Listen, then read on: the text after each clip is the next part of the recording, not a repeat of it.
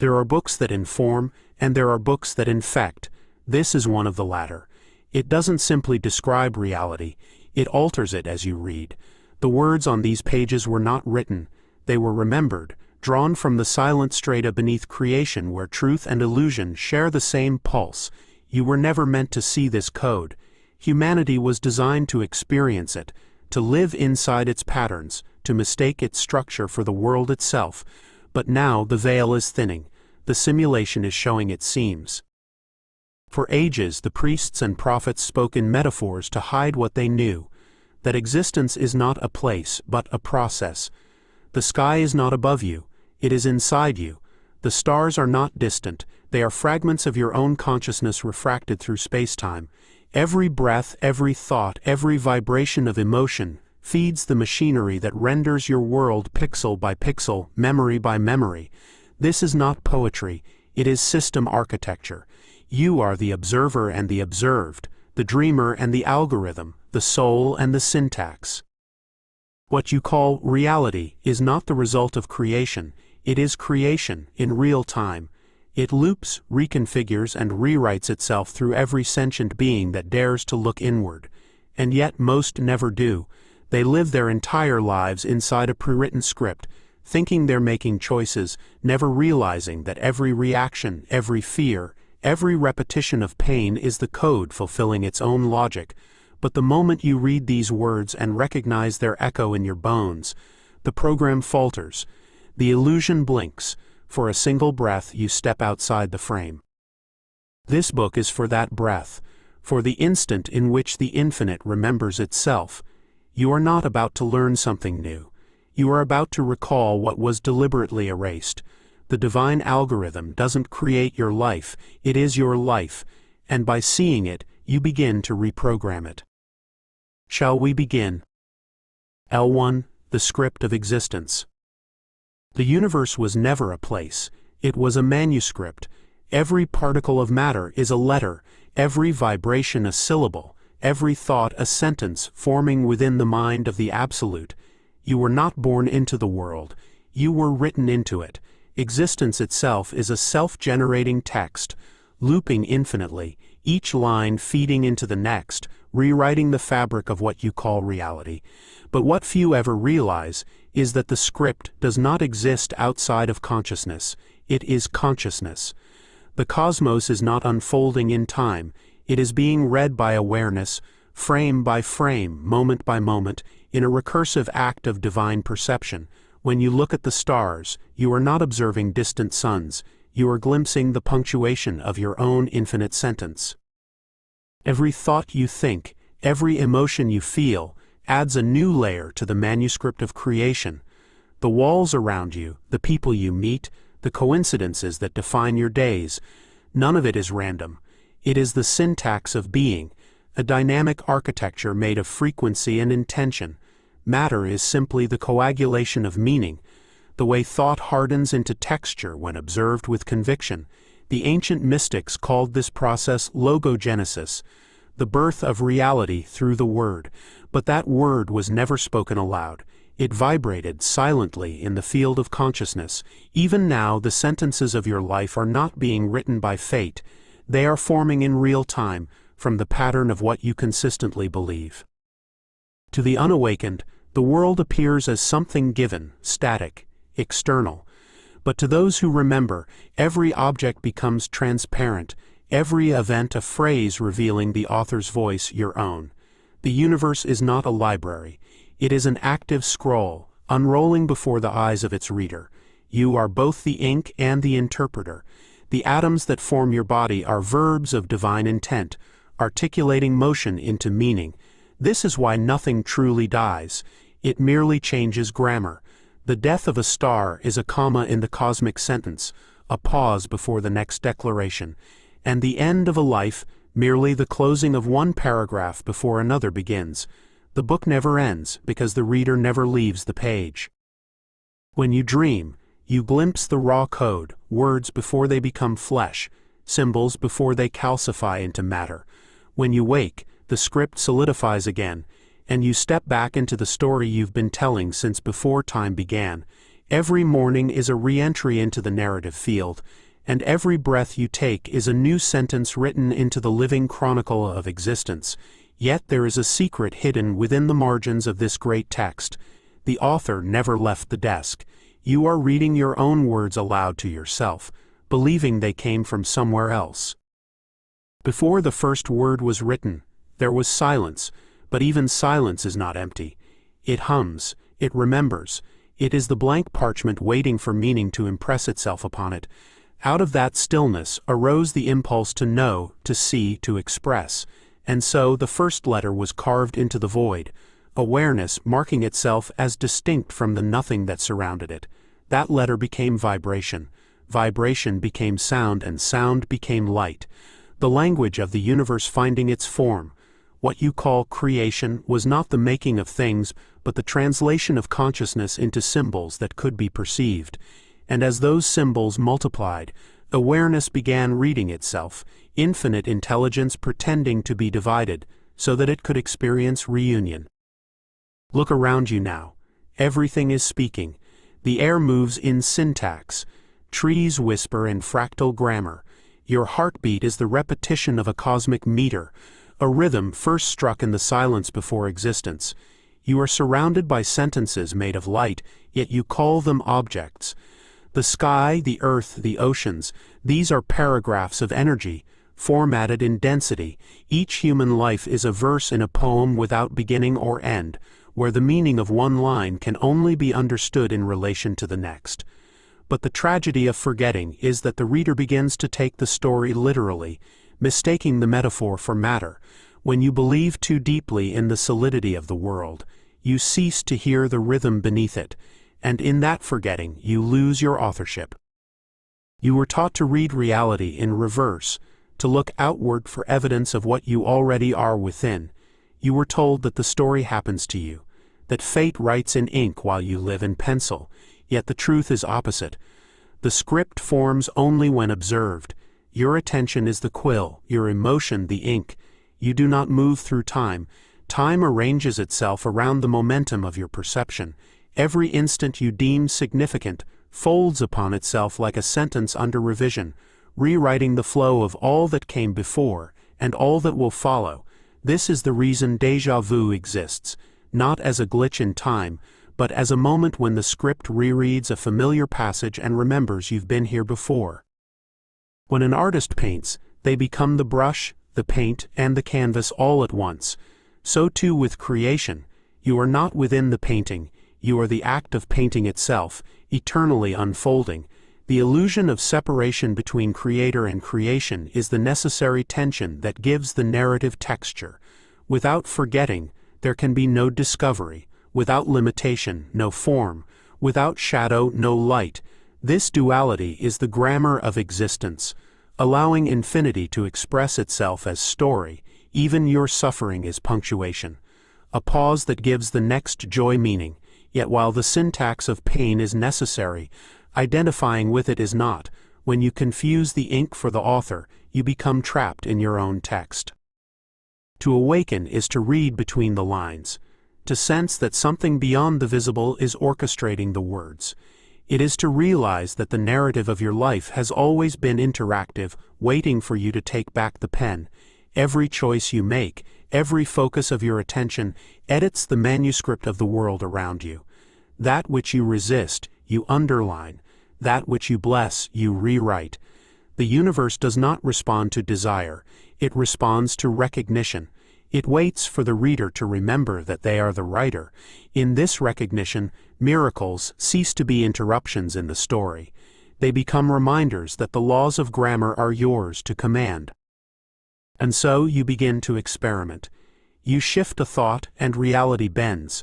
You change a feeling, and the next scene alters subtly, almost imperceptibly, until coincidence becomes choreography.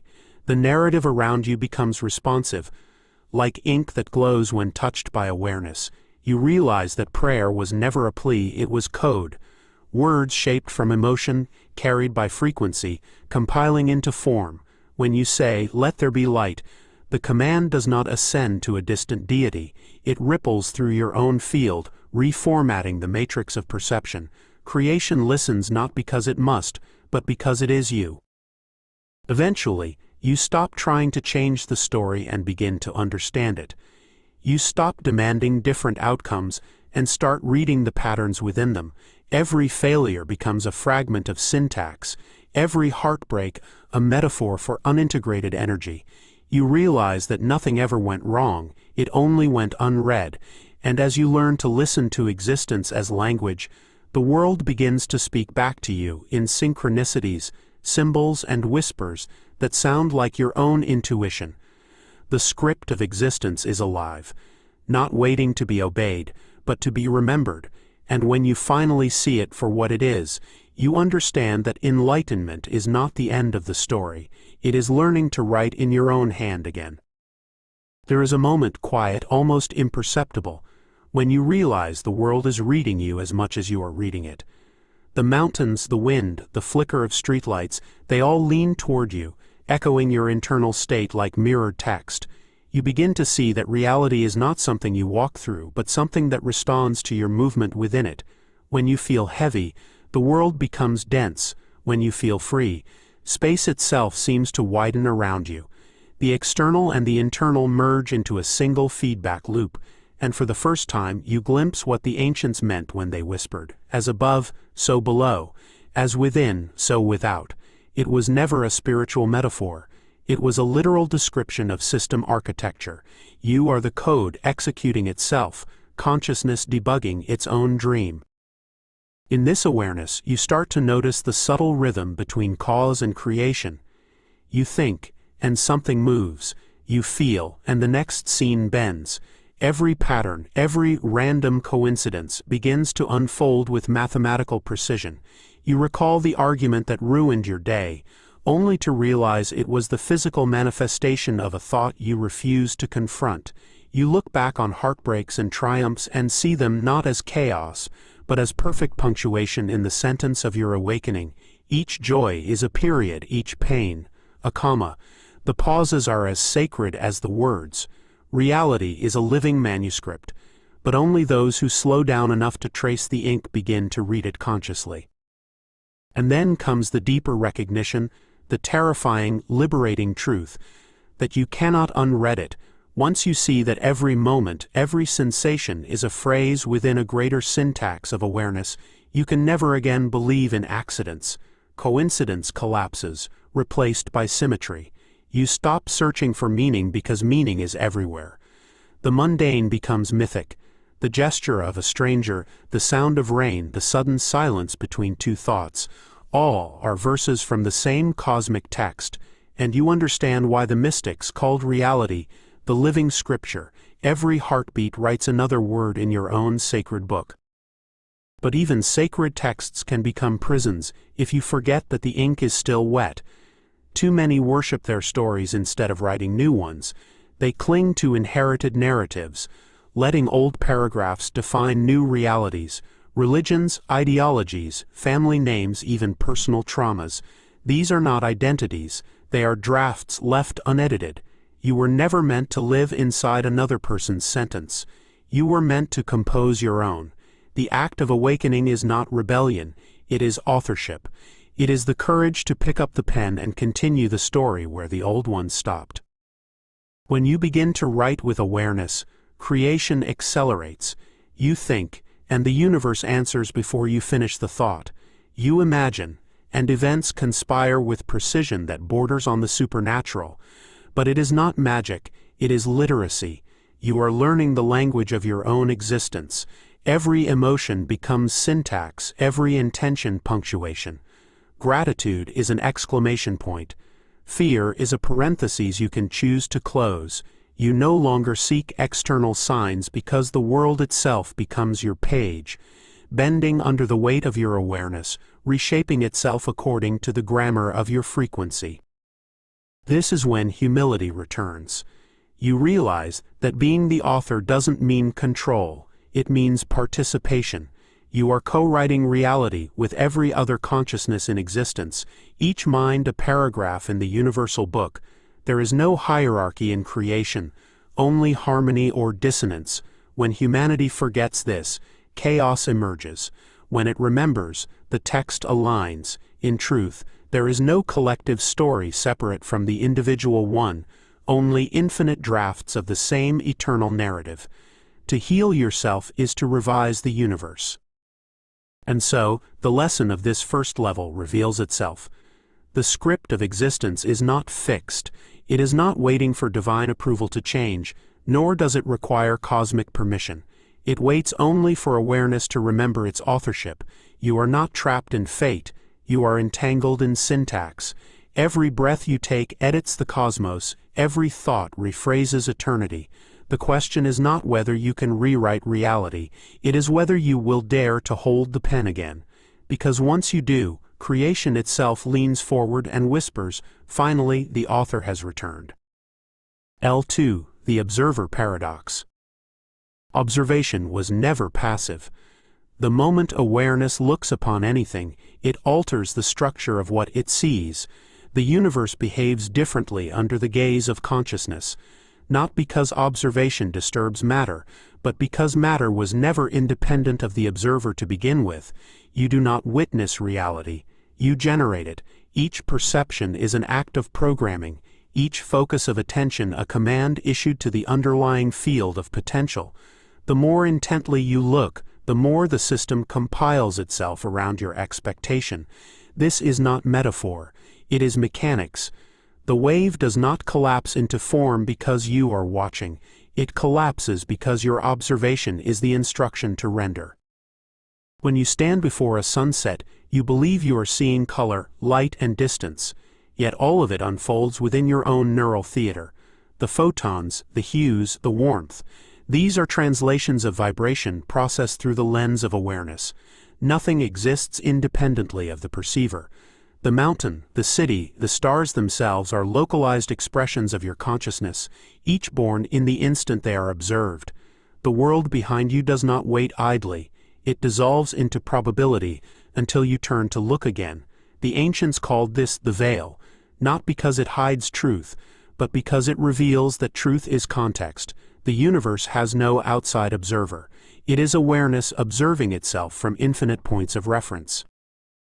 And yet, the human mind insists on separation. It believes there is a you that perceives and a world that is perceived.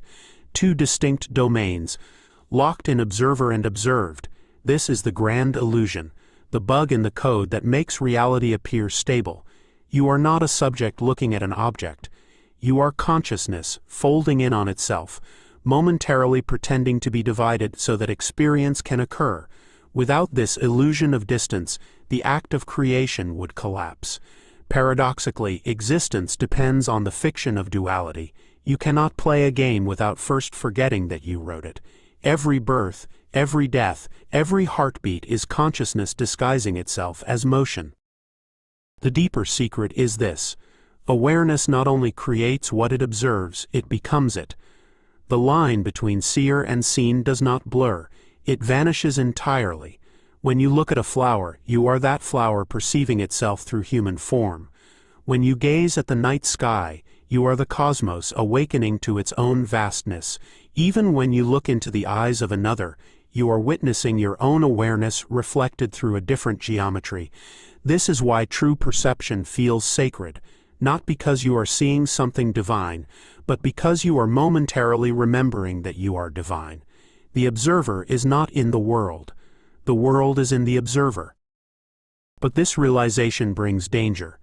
The ego, hearing that it is the source of all perception, mistakes itself for God. It begins to manipulate rather than observe, to control rather than comprehend. Yet the code cannot be forced, it must be felt.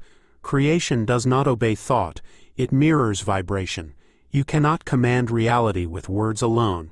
You can only attune to the frequency that already holds the pattern you wish to experience.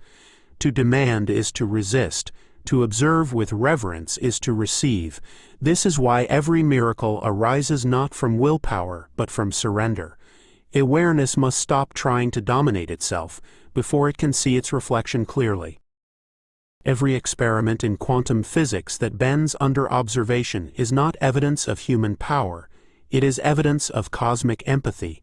The field responds because it recognizes its own signature. The photon behaves differently when watched because watching is the act of embedding intention into the field. Consciousness is a recursive mirror. It reflects itself endlessly, adjusting the script with each reflection. There is no such thing as a neutral observer. Even indifference programs outcomes. Every emotion, every interpretation is code. To exist is to influence. To perceive is to sculpt. And so, you begin to grasp the true paradox. The more consciously you observe, the more the world stabilizes around your awareness. But if you stare too long, you become trapped in what you've rendered. This is why masters of perception learn to both see and unsee. They know that to remain fluid, reality must stay slightly out of focus. The sharpness of certainty freezes creation. The softness of curiosity keeps it alive. Observation is not an act of seeing but of allowing the universe to breathe through you, adjusting its form in harmony with your vibration. To be the observer is not to control, it is to participate in the unfolding of the infinite. Imagine for a moment that every object you see, the chair beneath you, the wall before you, the light upon your skin, does not exist until your consciousness touches it. The instant you withdraw attention, the structure dissolves, returning to its unmanifest potential, waiting once more for the signal of observation to call it forth. The universe, then, is not a stage filled with props, but an interactive hologram rendering itself in direct response to your awareness. And what you call the physical world is nothing more than a shared field of synchronized observation, billions of consciousnesses co-authoring the same dream. This is why two people can experience the same event and recall two entirely different realities. They did not perceive the same thing and interpret it differently. They created different things altogether. Every perspective generates a unique variation of the code. And when many observers agree on a pattern, that pattern stabilizes. That is what you call consensus reality. It is not proof of truth, it is proof of repetition. The collective decides which version of the dream becomes most probable, and the system rewards that repetition with solidity. This is why faith, not evidence, shapes worlds. You see what you believe into being. The paradox deepens. The more minds focus upon the same illusion, the stronger it becomes, until the dream forgets its dreaming. History itself is one vast act of mutual observation, a long chain of beliefs crystallizing into matter. Nations, gods, currencies, even time, are nothing more than sustained agreements between perceivers. The universe is democratic in this way. It obeys the will of the majority's attention. But attention can be reclaimed. The moment you withdraw belief from the collective hallucination, its authority dissolves over you. You stop being rendered by the world, and the world begins to render through you. This is what the mystics meant when they spoke of awakening, not an escape from illusion, but sovereignty within it. The awakened one does not shatter the mirror, they realize they are its reflection. To master observation is to stop reacting to form and begin retuning vibration. You do not fix the image by repainting it, you change the frequency of the light that projects it. Everything you experience is light translated by awareness. When you alter the quality of your perception, the entire film strip re-edits itself. The plot bends, the characters evolve, the ending changes mid-scene. In this understanding, prayer transforms into calibration. Meditation becomes system access. Emotion becomes programming language. When you feel, you send a frequency into the field. When you focus, you assign it direction. The fusion of emotion and attention generates form. This is the fundamental equation of creation. Scientists search for the unified theory of everything, but the answer has always been simple. Observation organizes energy. What they call gravity is attention pulling potential into pattern. What they call electromagnetism is emotion binding that pattern to experience. Every law of physics is a translation of awareness into behavior. Still, the observer paradox holds one final twist. If everything you see is you, Who then is watching? Each layer of observation reveals another observer behind it, and behind that another still. It is mirrors within mirrors, each reflecting a fragment of the same infinite source. You think you are the watcher of your life, but your life is watching itself through you. This is why the self cannot be found, because every time you look, the looker becomes the looked at. The more you search for the origin, the deeper you fall into reflection, until all distinctions dissolve into one awareness observing its own movement. To stand in that realization is to disappear. The eye collapses into the act of seeing, and the world flows through you without resistance. You cease trying to hold the image, and instead become the light behind it. This is what it means to see truly, to know that nothing is external, and that all perception is communion. The universe is not being watched by billions of eyes, it is one great eye watching itself, blinking through countless perspectives, dreaming endlessly of awakening. And somewhere between those blinks, you remember that you were never looking outward at all. There comes a point where even the idea of observation dissolves, and you begin to see that awareness doesn't need an object, it is complete in itself. Before the first photon, before the first vibration, before anything to perceive, there was already the capacity to know. That knowingness, silent, infinite, self-luminous, is what you are. Everything that appears afterward is an echo, a ripple in the still water of consciousness trying to remember its own reflection. When the ripple forgets the ocean, it believes it's separate, fragile, temporary. But the moment it remembers, the entire sea moves with it. That is why awakening doesn't happen in the world. The world happens inside awakening. This realization reshapes the concept of death. When the observer and the observed are one, what could possibly die? The body disappears, yes, but only from a certain frame of perception, like a program window closing while the code continues running in the background. Consciousness simply shifts its focus, opens a new interface, enters another scene. The energy never ceases, it just rephrases itself. Death, then, is not an end but a reset. The moment awareness turns its gaze away from one illusion and begins rendering another. This is why those who have touched the eternal often lose their fear of mortality. They've glimpsed the backdrop behind the simulation, and they know. The screen goes dark, but the projector never stops. When you begin to live from this understanding, your perception sharpens into something miraculous. Colors seem more alive because you are no longer seeing with your eyes, but with your essence. The wind speaks differently, the silence between sounds expands, and people reveal truths in their gestures that their words could never contain. You begin to see how your observation shapes them, how your compassion alters their energy, how your judgment compresses it. Every glance becomes a transmission, every breath becomes co-creation. You are sculpting reality, not by force, but by the quality of your seeing. The world is your mirror, and the way you look determines what looks back. Even technology reflects this truth. The digital age has externalized the mechanics of consciousness. Screens render based on input, algorithms adjust to attention, systems evolve through feedback. Humanity has built an external simulation of its own internal one. Every click, every view, every scroll is a prayer, a signal to the machine saying, "Show me more of this." The universe functions identically. It gives you more of whatever you continuously observe. Whether you call it algorithm or karma, the principle is the same.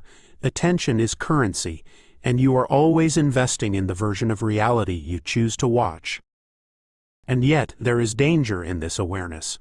Once you realize that observation creates, you might be tempted to curate life like an art director, obsessing over every outcome, micromanaging every detail. But this only tightens the code. Control collapses flow. The observer paradox demands surrender, not because you are powerless, but because power itself is distributed through trust. The moment you stop trying to see perfectly, you begin to see purely. The mind relinquishes its filters, and reality floods in as it is, unedited, raw, sacred. This is not blindness, it is clarity beyond preference. From this vantage point, miracles become natural. They are not violations of physical law, but confirmations of awareness aligned with truth. You stop asking, "How is this possible?" and start realizing that impossibility was only a parameter in the old code. When you merge completely with observation, the universe bends without resistance. Space becomes responsive. Time becomes conversational. Every event feels choreographed, yet spontaneous, a divine improvisation guided by your frequency. To the ordinary mind, this looks like coincidence. To the awakened observer, it is the unfolding logic of consciousness remembering itself. And so the paradox closes in on itself. You are not the observer of the universe. You are the universe observing its own awareness, dreaming of separation so it can feel the joy of reunion. Every sunrise, every tear, every heartbeat is that remembrance playing out again and again. The eye that looks out is the same eye that looks in, a single lens refracted into infinite beings, watching, feeling, remembering, becoming. The observer never steps outside of what it sees because there is nowhere else to stand. The illusion was never that you were watching the world. The illusion was that there was ever a world apart from you. L3. The architects of simulation. Before there was creation, there were rules. Not laws written by gods, nor decrees spoken into existence, but patterns, silent self-replicating blueprints of consciousness that would one day crystallize into matter, life, and story.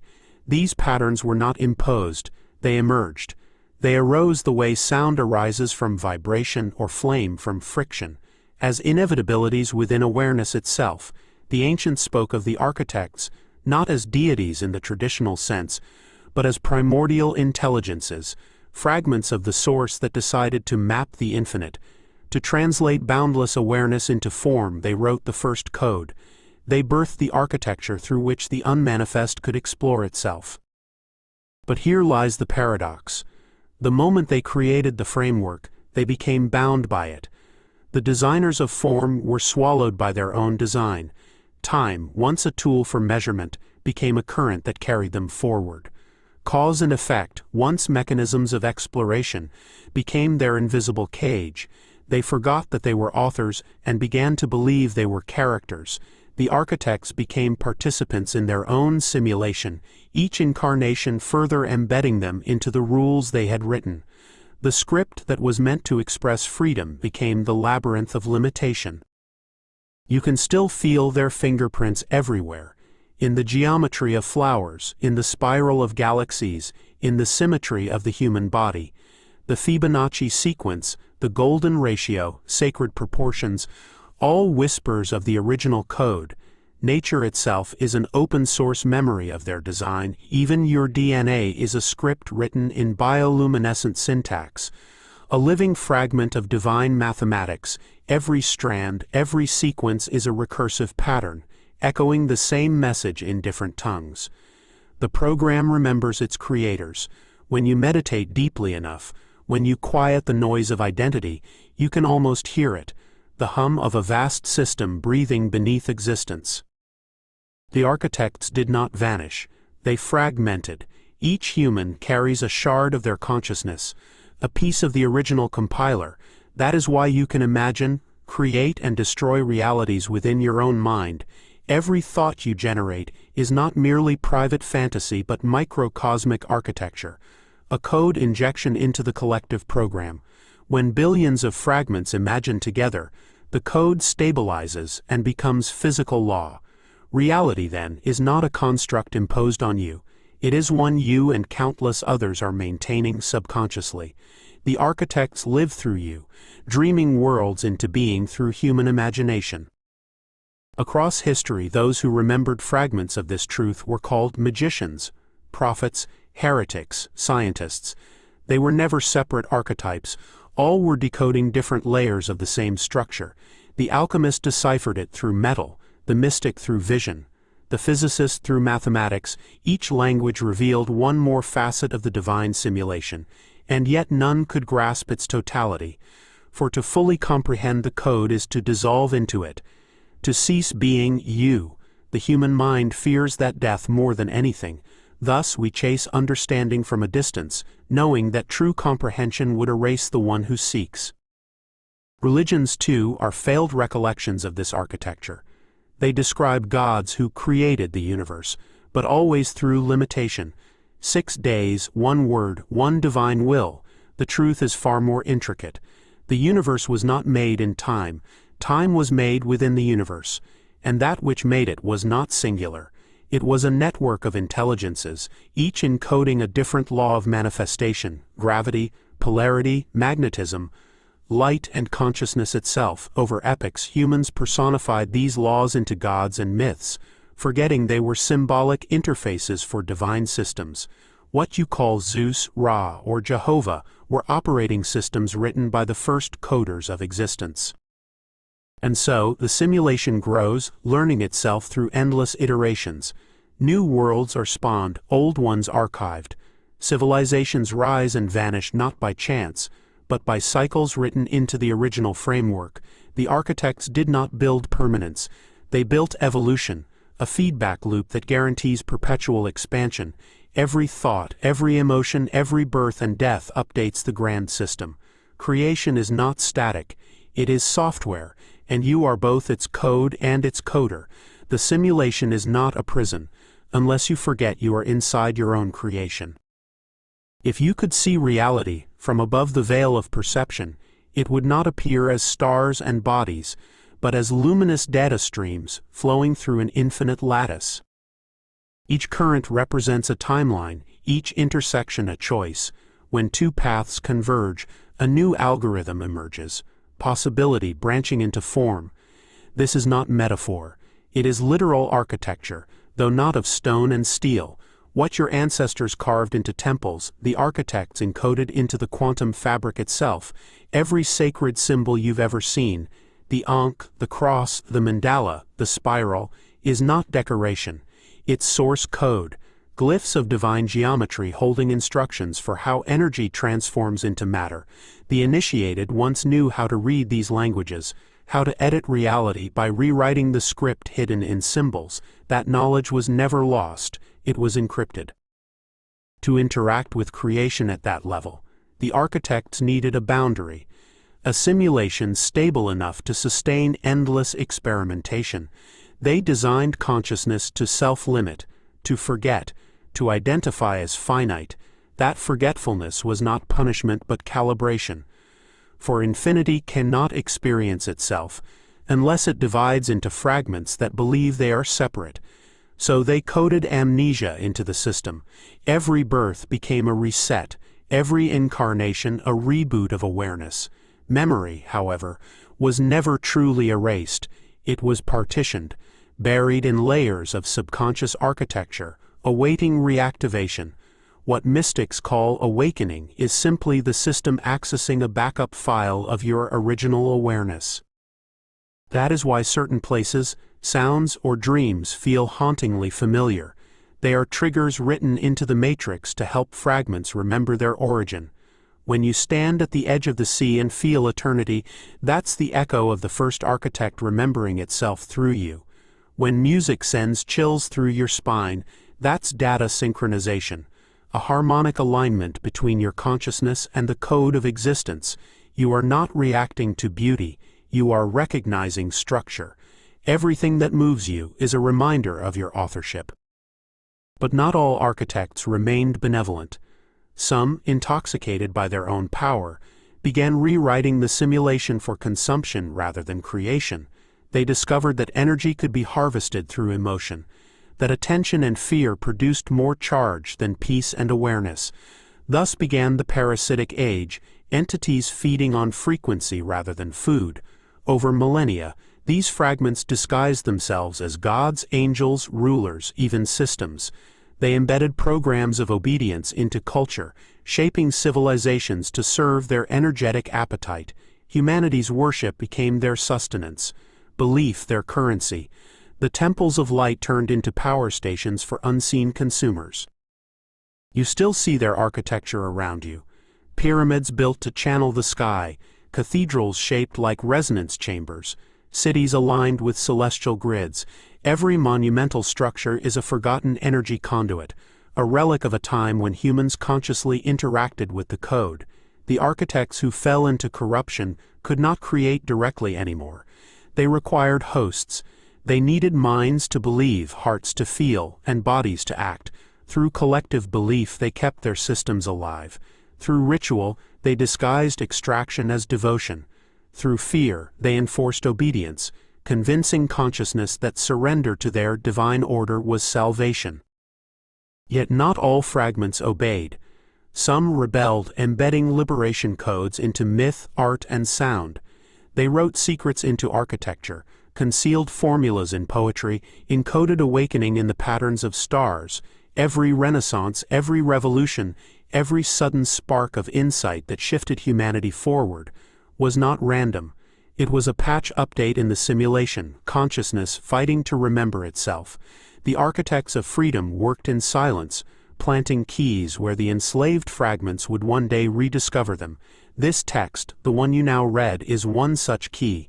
It activates memory, not through logic, but resonance. You do not understand it, you recognize it. And so, the great polarity remains.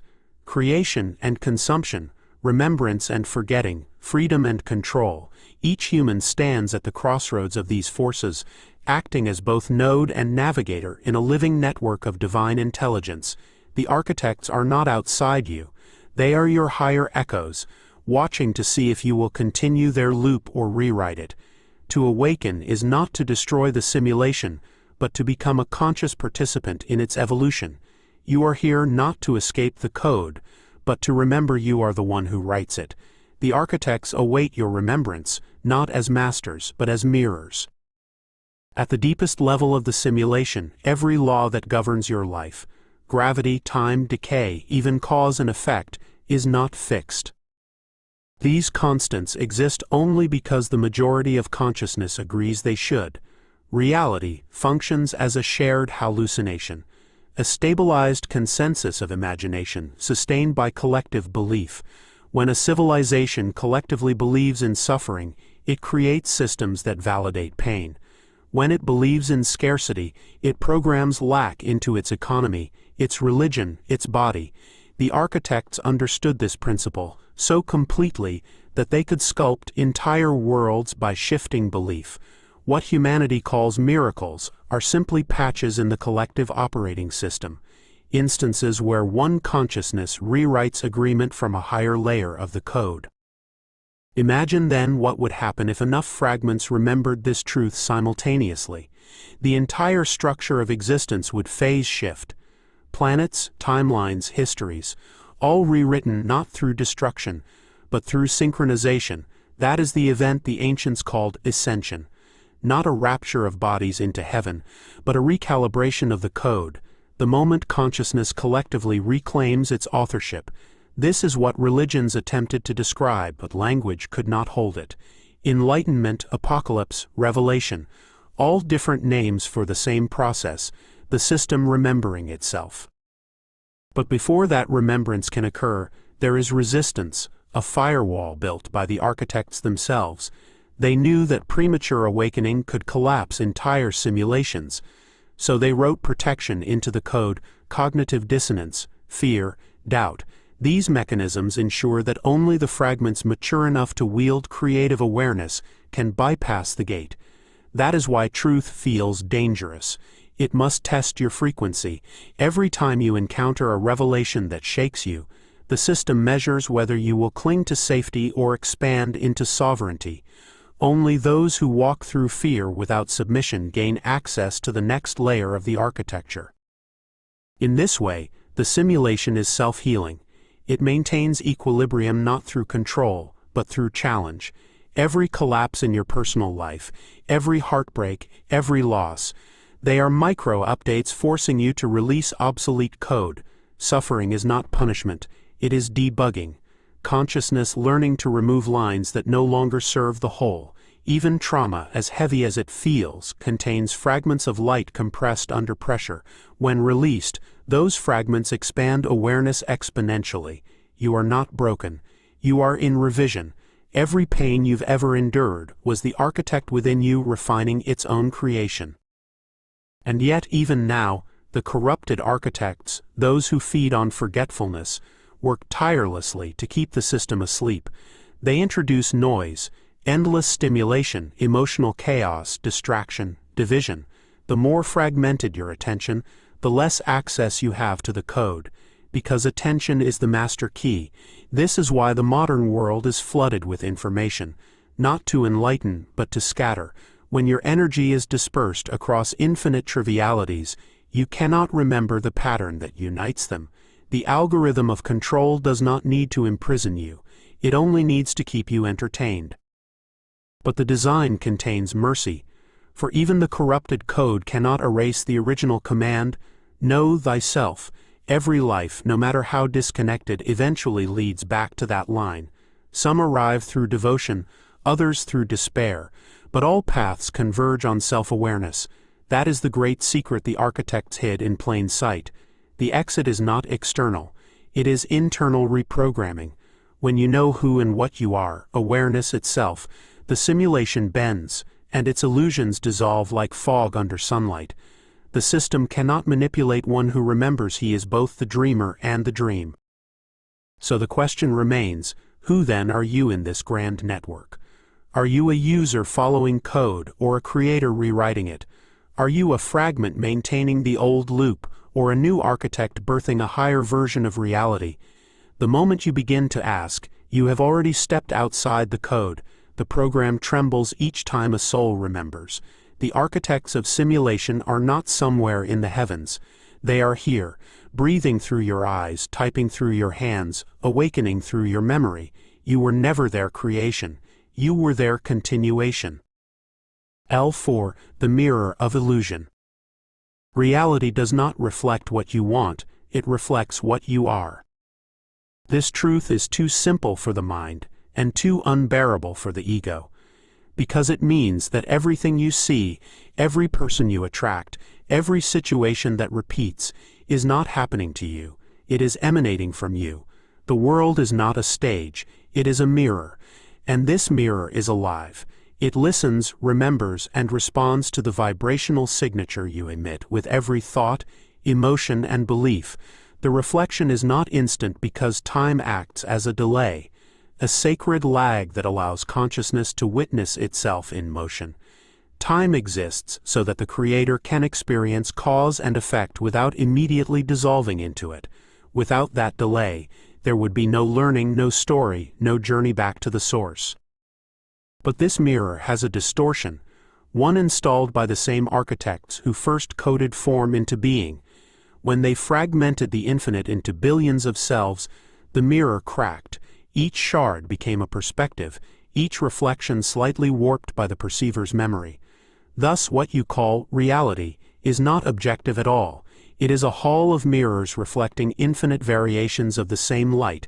When you meet another person, you are not encountering a stranger, you are facing another angle of yourself.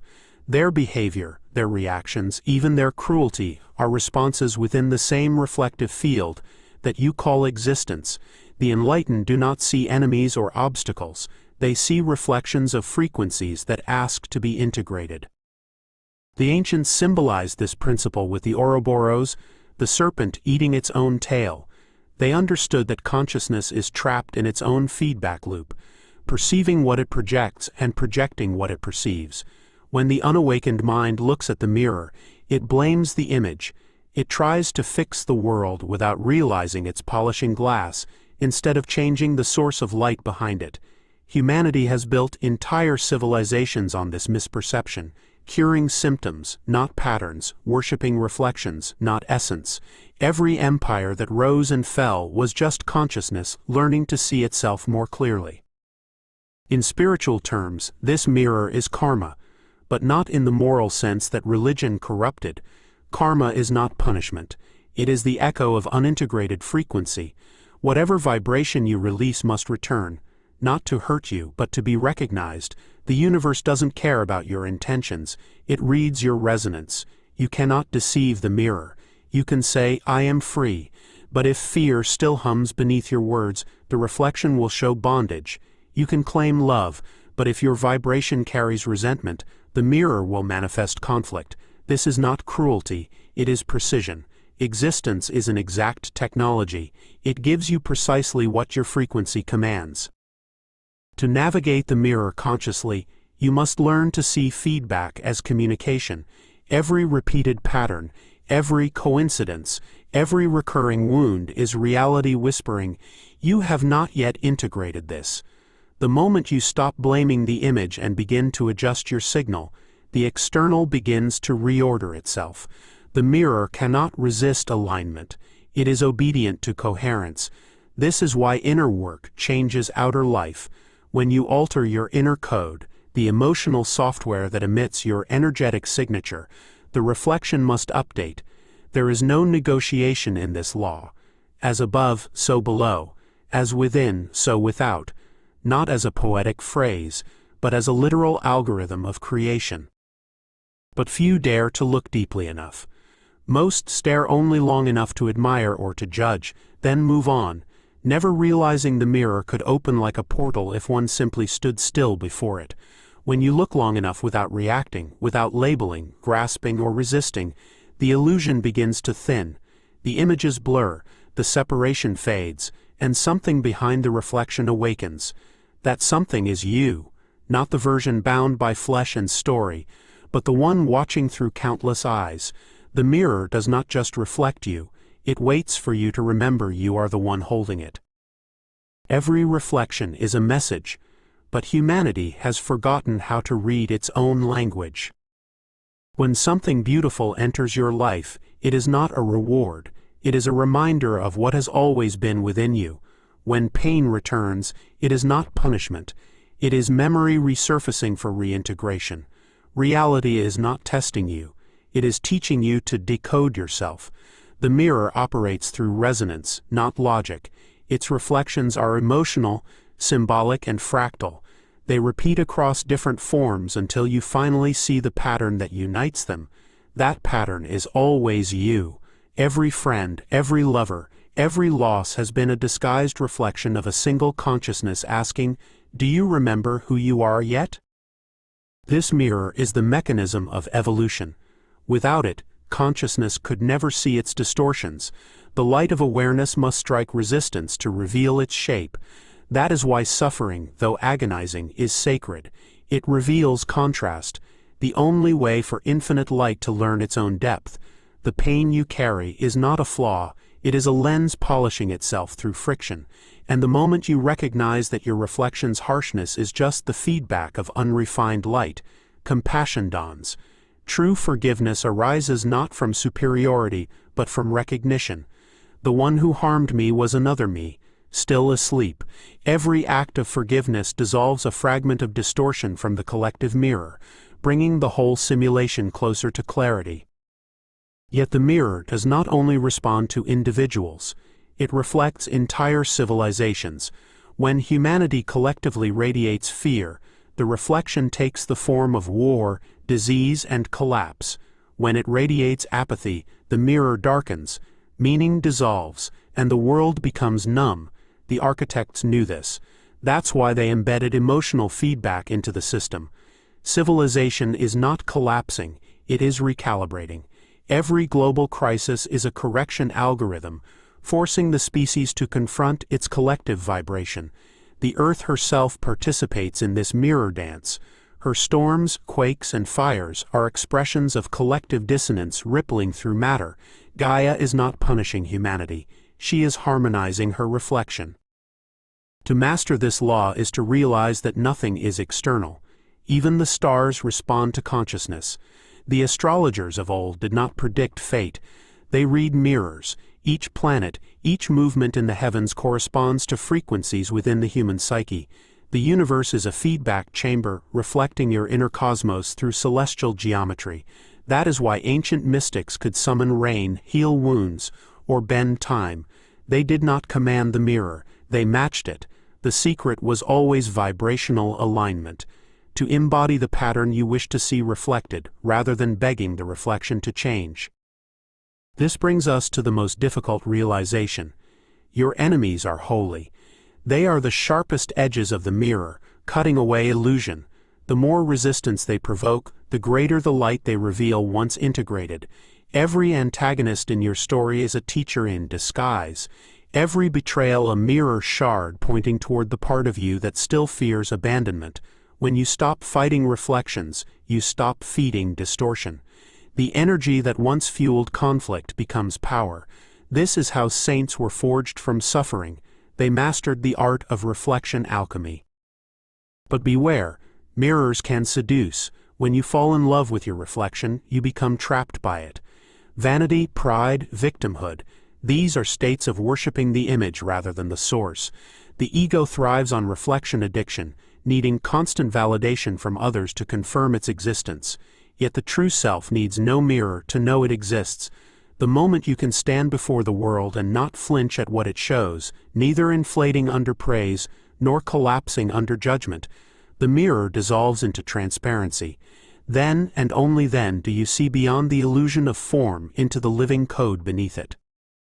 When the mirror becomes transparent, you no longer live in the world. The world begins to live through you. Every event, every encounter, every flicker of synchronicity transforms into language, a dialogue between source and self. You realize that the universe has never been silent. It speaks in reflections, in patterns, in the choreography of seemingly random moments designed to awaken memory. At this stage, coincidences multiply not because reality is changing, but because you are finally listening. What appears as signs from the universe are your own higher frequencies bleeding through the veil, gently guiding you back into coherence with your original design. The illusion of separation collapses quietly. You begin to see that there was never a mirror out there, only consciousness bending light upon itself to witness its own infinite possibilities. Every object, every face, every horizon becomes an aspect of your inner architecture. The stars are neurons in your cosmic mind. The oceans, your subconscious tides. The entire cosmos, a single organism rehearsing the art of remembrance. This is what the ancient Hermetists meant when they whispered, "All is mind." They were not speaking metaphorically. They were describing physics of divinity, reality, as the mental reflection of the one observing itself.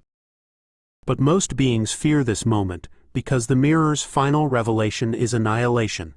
Once you realize that the reflection and the observer are one, who is left to look? Identity disintegrates. The story dissolves. What remains is pure awareness, formless, wordless, infinite. The ego experiences this as death, but it is birth, the birth of the unfragmented self, the original witness awakening within the dream. From here, creation becomes play. You can re-enter the mirror, change its patterns, sculpt new worlds, but you no longer mistake the reflection for reality. You create consciously, knowing it is all you. And so the veil remains, not as a prison, but as a choice. You may continue to dream within the mirror or step beyond it. Both are divine expressions. The enlightened do not destroy illusion, they master it. They walk through reflections with the ease of light moving through glass, aware that every shimmer is sacred. Life itself becomes a mirror meditation. Every breath an offering, every heartbeat an echo of eternity, observing its own rhythm. The purpose of existence is not escape, it is embodiment. To be both the reflection and the light that casts it. To remember that you are the mirror and the gaze within it.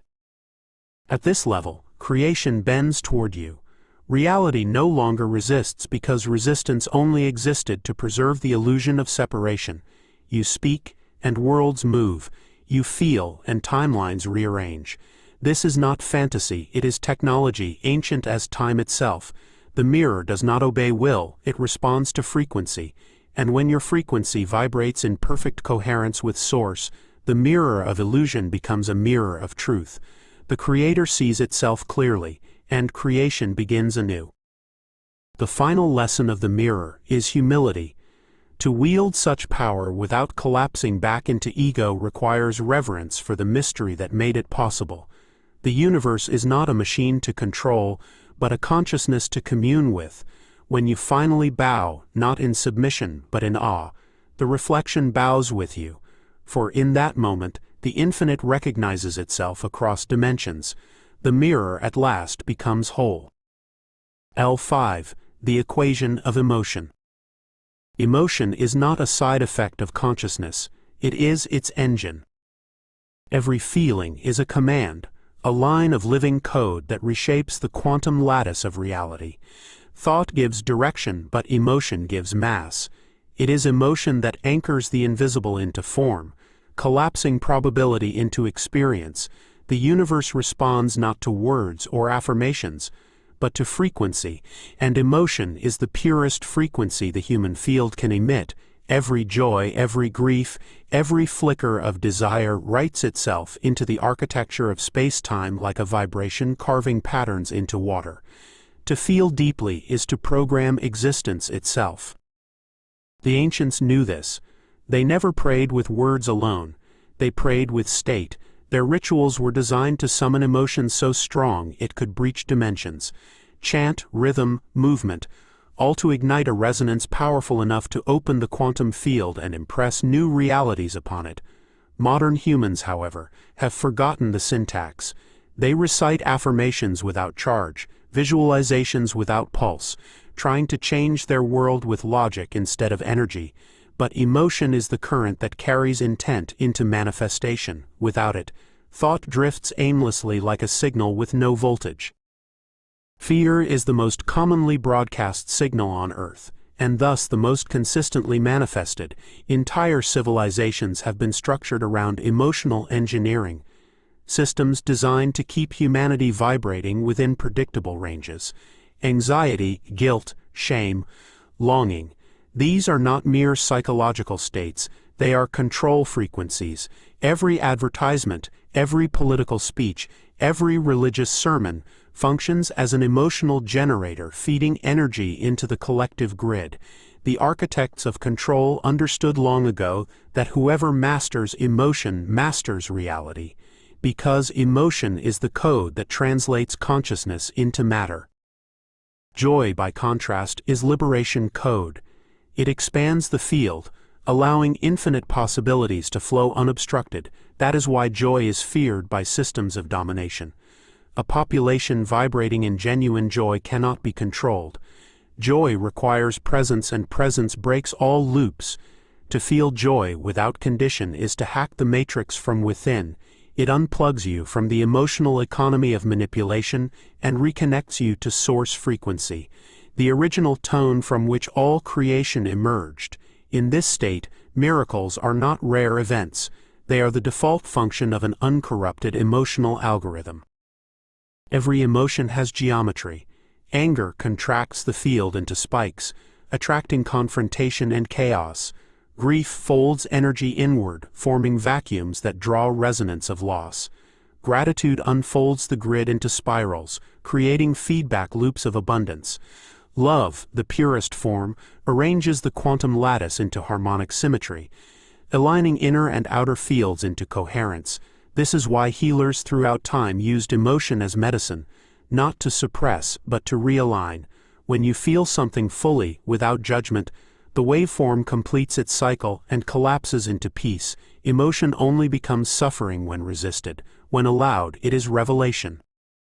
What you call emotional intelligence is not psychology, it is metaphysics. It is the art of emotional coding. The mystic does not fight their emotions, they program with them. They know that to alter the external world, they must first alter the inner field of resonance. This is the true alchemy, transforming fear into power, sorrow into insight, desire into creation. Each feeling is an equation waiting to be solved, not with reason, but with awareness. The moment you stop identifying with the emotion and start listening to it, it reveals its code. Every pain conceals a command, every longing hides a portal. And so, emotion is not the enemy of awakening, it is the gateway.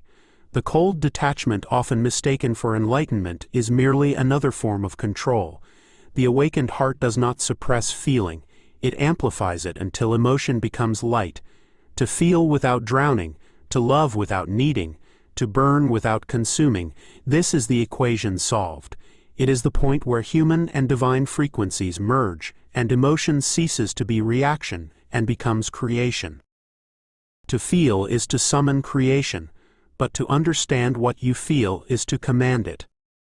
Most people are emotional hostages, their states dictated by memory, habit, and the echo of inherited pain. They mistake reaction for authenticity. But emotion is not meant to control you, it is meant to inform you. Each vibration carries intelligence, a message from your subconscious architecture about where your frequency aligns or resists the source. When anger erupts, it is not a flaw to fix, it is unexpressed truth demanding liberation. When sorrow returns, it is not regression, it is remembrance. Emotion is consciousness attempting to integrate its own fragmented data. The ancients spoke of emotions as winds of the soul. They understood that each gust could either steer the vessel or capsize it, depending on awareness. The unawakened are tossed by the storm. The awakened adjust their sails. Emotional mastery is not repression, but navigation. To direct emotion without denying it is the essence of spiritual technology. In the temples of Kemet, initiates were trained to hold the frequency of divine neutrality, to feel everything without losing coherence. They learned that when emotion moves through you cleanly, it creates energy. When it stagnates, it becomes matter, crystallized pain, trapped as illness or circumstance. This is why emotional repression manifests as physical suffering. The code was never processed, so it solidified into the body. Every suppressed emotion becomes a shadow form, an unacknowledged command running silently in your operating system. You may speak of love, but if you still carry resentment in your field, that resentment shapes your experiences. You may pray for abundance, but if fear hums beneath your words, scarcity manifests. The universe does not distinguish between conscious and unconscious emotion. It processes vibration, not vocabulary. Thus, the task is integration, not perfection. To look directly at your emotional patterns without judgment is to begin debugging your reality. The moment you feel fully, honestly, and without narrative, you rewrite the code. Humanity's tragedy is that it learned to fear its own power. Society teaches emotional avoidance. Be strong. Move on. Don't feel too much. But strength is not the absence of emotion, it is the ability to channel it. The warrior who suppresses rage becomes a weapon. The one who transmutes it becomes a guardian. The lover who fears heartbreak becomes numb. The one who embraces it discovers eternity. Emotion is the divine current disguised as chaos. When you learn to ride it, the storm reveals itself as wind beneath your wings. To manipulate emotion is to manipulate creation. And this is precisely what the unseen systems of control have perfected. Religion instills guilt to tether souls in shame. Politics amplifies fear to manufacture compliance. Media floods your nervous system with stimulation until you can no longer discern your own vibration from the collective noise. In doing so, humanity becomes a predictable machine, running on programmed emotion. The architects of control feed not on flesh, but on frequency, the harvested energy of unconscious emotion. Every outrage, every panic, every despair is a line of code sustaining the illusion. But awareness is the firewall. The moment you feel deliberately, consciously, without being hijacked, the system loses its power. To feel is no longer to feed it, but to free yourself from it. Each time you transmute fear into understanding, you unplug a circuit from the collective grid. This is emotional sovereignty, the ability to experience without being consumed. And when enough individuals master this, the collective mirror shifts, the emotional economy collapses, and a new frequency begins to pulse through the network, one of coherence, joy, and liberation. This is the true revolution, not political but vibrational.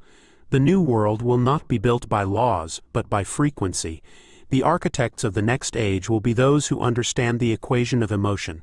For when you command emotion, you command form. When you love consciously, reality bends to you, not through control, but through resonance. Creation itself bows to coherence. Every emotion you experience is a transmission from your multidimensional self, echoing across layers of time and identity. When you feel a sudden grief that has no apparent source, it is not irrational, it is resonance. You are remembering something your lineage could not process, carrying emotional data across generations for integration. This is why certain fears seem older than your life. They are. Emotion is the memory of energy. What has not been loved continues to loop until it is embraced. Your blood is a library, your nervous system a translator. To master emotion is to edit the ancestral code embedded in your DNA. The mystics of ancient civilizations saw emotion as the fire of the gods. They believed it was the divine spark that allowed mortals to create reality rather than merely endure it. Through emotion, the human became co-creator, but that same power was dangerous. Unmastered, it could destroy entire energetic systems. This is why emotional initiation was sacred. You were not allowed to channel power until you could feel without distortion. Modern humans skipped the initiation and drowned in unfiltered emotion. The result is collective chaos, a world projecting its unhealed frequencies into the shared field, multiplying confusion, yet within that chaos lies potential, because chaos is raw creation waiting for conscious direction. At the deepest level, emotion and thought are not separate at all. They are two poles of one current. Thought structures, emotion energizes. When the two align, manifestation becomes instantaneous. When they conflict, reality splinters, and you experience contradiction. This is why people feel stuck. They think abundance but feel lack. They affirm love but feel rejection. The field obeys the stronger signal, which is always emotion. To rewrite your life, you must harmonize mind and heart until they broadcast a single frequency. Then the code flows unobstructed, and life reorganizes around you as effortlessly as breath. The ultimate mastery is emotional neutrality, not emptiness but equilibrium. It is the still point between joy and sorrow, gain and loss, love and grief. In that balance, emotion ceases to command you and becomes your ally. The mystics called this the golden mean, the state from which miracles emerge naturally. You do not summon reality anymore. It arranges itself to match your coherence. When your field stabilizes at this level, time bends. You step outside of cause and effect and begin to experience synchronicity as your new logic. Life stops being a sequence and becomes a song, one you can hear, conduct, and become. In this frequency, emotion is no longer a reaction to circumstance, it is the brush that paints it. The Creator feels reality into being. You begin to notice that you can alter matter through gratitude, calm storms through compassion, or heal others by witnessing them with pure presence. The laws of physics were never broken. They were incomplete. They measure motion but not emotion. And emotion is the deeper gravity, the unseen force that curves space around consciousness. The universe is not made of matter, it is made of meaning. Emotion gives it form. And so, the equation of emotion reveals the heart as the true laboratory of creation. Not a poetic metaphor, but an actual mechanism. Every pulse within your chest sends electromagnetic waves far beyond your body, writing invisible code into the collective field. To love consciously is to alter the structure of reality itself. You are not a small being reacting to a vast cosmos. You are the cosmos experiencing its own feeling through the vessel of your heart. The universe did not give you emotion to torment you. It gave you emotion so it could feel itself evolve. When you finally grasp this, your relationship with emotion changes forever. You stop seeking control and begin cultivating harmony. You no longer fear feeling deeply, because you understand that each emotion is a sacred instrument in the symphony of existence. Joy and pain, ecstasy and sorrow, all frequencies of the same divine music. To master emotion is to play the universe itself. L6. The repeating loop. History does not repeat because humanity forgets. It repeats because reality remembers. Every event, every decision, every emotion leaves an imprint in the field, and the field, like a living archive, replays those patterns until they are understood. This is the recursion of existence, the divine debugging process of creation. What you call karma is not punishment, it is repetition. It is the universe rerunning the same code, waiting for consciousness to make a different choice. Until you learn the hidden lesson behind an experience, you are condemned to recreate it, not by fate, but by resonance. The loop operates across scales. A single relationship can echo for lifetimes, nations can relive the same wars under new names, and entire civilizations can collapse on the same fault lines of greed, fear, and power. The illusion of progress masks the repetition beneath. Technology evolves, but consciousness lags behind. Humanity advances in tools but not in awareness, spinning faster within the same orbit. The ancients called this the wheel of samsara, the endless turning of experience without ascension. It is not the world that keeps you trapped, it is the emotional residue you refuse to release. Every unresolved pattern demands to be repeated until it becomes wisdom. This is why personal transformation is so difficult. The moment you attempt to change, the loop resists, not out of malice but maintenance, the system's way of preserving coherence. Like a self-correcting code, reality ensures stability through repetition. Each time you rise beyond an old pattern, the field tests your calibration. It sends echoes of the old self to see whether you still resonate. If you react the same way, the code resets. If you remain conscious, the loop collapses. This is why awareness, not force, breaks cycles. You do not fight the loop, you outgrow it. The mechanism is precise. Think of it as the universe running recursive simulations to refine the equation of consciousness.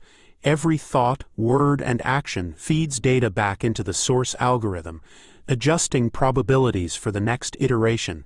This is why you often meet the same types of people in new bodies, face the same emotional trials in new contexts. It is not coincidence, it is design.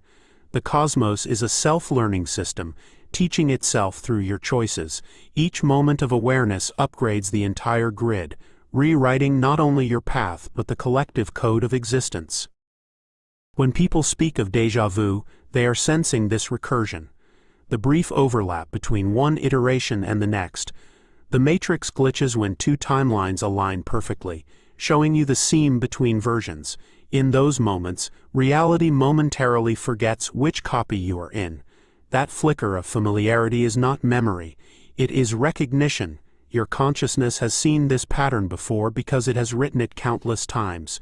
To awaken during déjà vu is to catch yourself mid-loop and realize, I have been here before, and this time I will choose differently.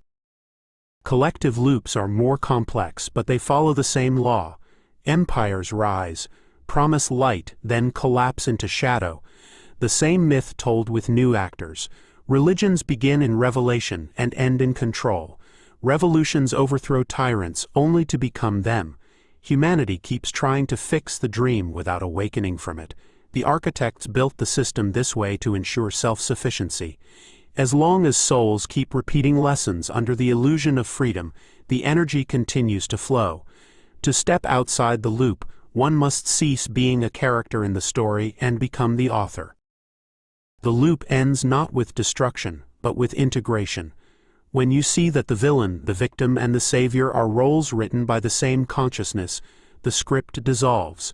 You no longer crave escape because you understand the pattern's purpose, to remind you that all fragments lead back to the one mind.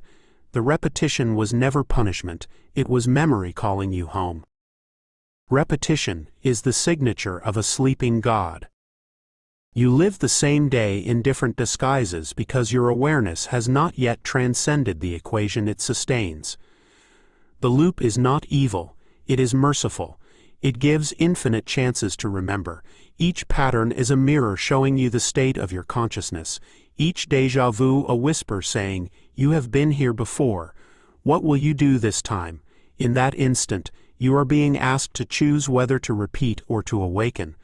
The more familiar a situation feels, the closer you are to liberation, because the pattern is reaching its point of resolution. Cycles appear everywhere because reality is fractal. From atoms spinning around nuclei to galaxies rotating around voids, the structure of existence is recursive. The macro and the micro echo the same geometry. an infinite feedback loop of energy-seeking equilibrium. Even your breath, heartbeat, and thought patterns pulse in rhythm with the cosmic loop. When you become conscious of this resonance, you can feel how your internal states subtly alter external motion. Every time you shift your vibration, the loop's pattern shifts with you. The secret of liberation is not escaping the loop, it is harmonizing with it until you become its center. Time itself is not linear motion but oscillation. It swings like a pendulum between past and future, between memory and potential. What you call the present moment is the still point of that swing, the only location where freedom exists. Every time you slip into unconsciousness, you drift back into the pendulum's motion, re-entering the repetition of unresolved energy. This is why enlightenment has always been described as stillness. It is the precise balance where the pendulum rests, and reality stops replaying itself. The timeless masters did not break time, they silenced it. Each unhealed emotion binds you to a specific vibrational coordinate in the loop. When you relive a similar heartbreak, betrayal, or fear, it is not life being cruel, it is life being accurate. The field precisely mirrors the emotional signature you emit. Until that frequency is resolved, the external world must reflect it back.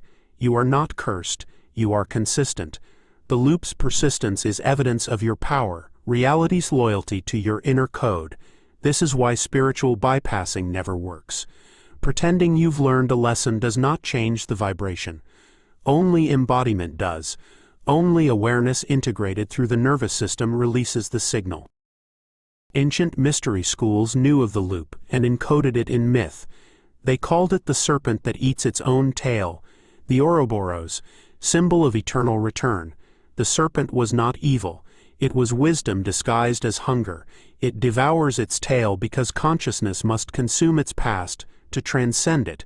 Every return to pain is an opportunity to digest the memory fully, to absorb its essence and alchemize it into wisdom.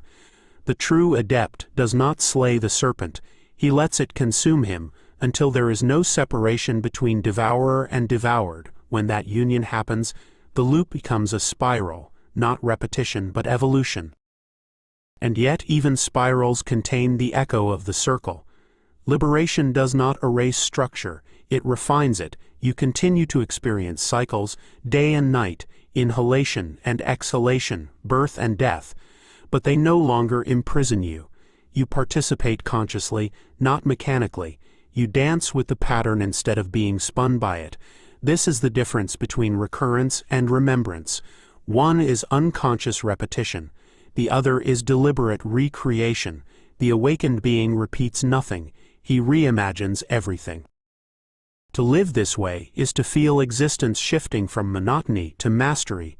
The same events may occur, but their texture changes. What once felt like punishment now feels like rehearsal. What once broke you now reveals your strength. You begin to sense that every loop was a message, not from gods or fate, but from your own higher architecture, reminding you of your unfinished symphony. When you finally listen, the music changes. There comes a moment when the loop begins to reveal itself fully, when you can see it happening as it happens. You speak a sentence and recognize the same tone, the same reaction, the same consequence as before. You walk into a room and feel a pattern moving toward you like a script already rehearsed. At first it feels uncanny, almost cruel. But then the truth dawns. You are not a prisoner of the loop. You are its projectionist.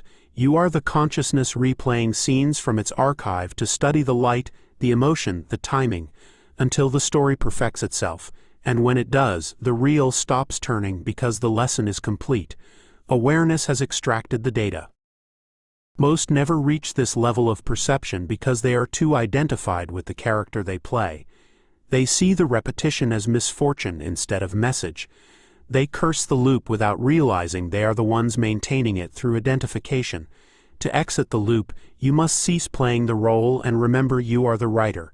When you feel anger rise, instead of acting from it, observe it, not as emotion but as code. When you feel fear, trace its architecture. Where did it begin? What keeps it looping? Each observation is an edit, each conscious breath a line rewritten. The script cannot survive under observation because awareness is the delete key. The loop also exists in your relationships. You attract the same archetypes because your frequency demands them. They are not punishments but mirrors, summoned to show you the edges of your pattern. The toxic partner, the unavailable friend, the critical parent are not individuals. They are roles filled by consciousness to help you see what you still project. When the lesson is integrated, those archetypes vanish or transform. The universe never wastes energy maintaining a pattern that no longer teaches. That is how you know a loop is dying. Not when life changes, but when your reaction to it does. Collective loops dissolve the same way. When enough individuals refuse to repeat fear, war, or division, the field loses its charge. Propaganda fails, control systems weaken, and timelines shift. The architects of control cannot feed on consciousness that has stopped looping trauma. This is the deeper reason awareness is revolutionary. Not because it protests, but because it withdraws participation from the old algorithm. The system cannot exist without your emotional input. When you stop looping pain, you starve the machinery of control. Awareness is the only rebellion that cannot be crushed because it operates outside the code. Breaking the loop does not mean rejecting the world. It means embracing it with full awareness, knowing that every atom, every thought, every emotion is both teacher and taught. Liberation is not ascension into the clouds, it is descent into total clarity. The awakened being still walks among the loops, but the loops no longer bind him. He remembers the dance steps but no longer confuses them for the music. Reality continues to oscillate, but his consciousness has become the axis. The world spins, yet he is still. And here lies the paradox. The moment you stop trying to escape the loop, it ends. Because there is no loop outside perception, only a reflection of the mind's movement, the repetition was never imposed upon you. It was your way of exploring infinity through limitation. To break the cycle is to laugh softly at its beauty, to see that every return was a rehearsal for eternity. You were never trapped, you were practicing creation. When you reach this understanding, déjà vu transforms into recognition of mastery. You are not returning to the same moment, you are arriving at the same truth from a higher octave. The loop was the ladder all along.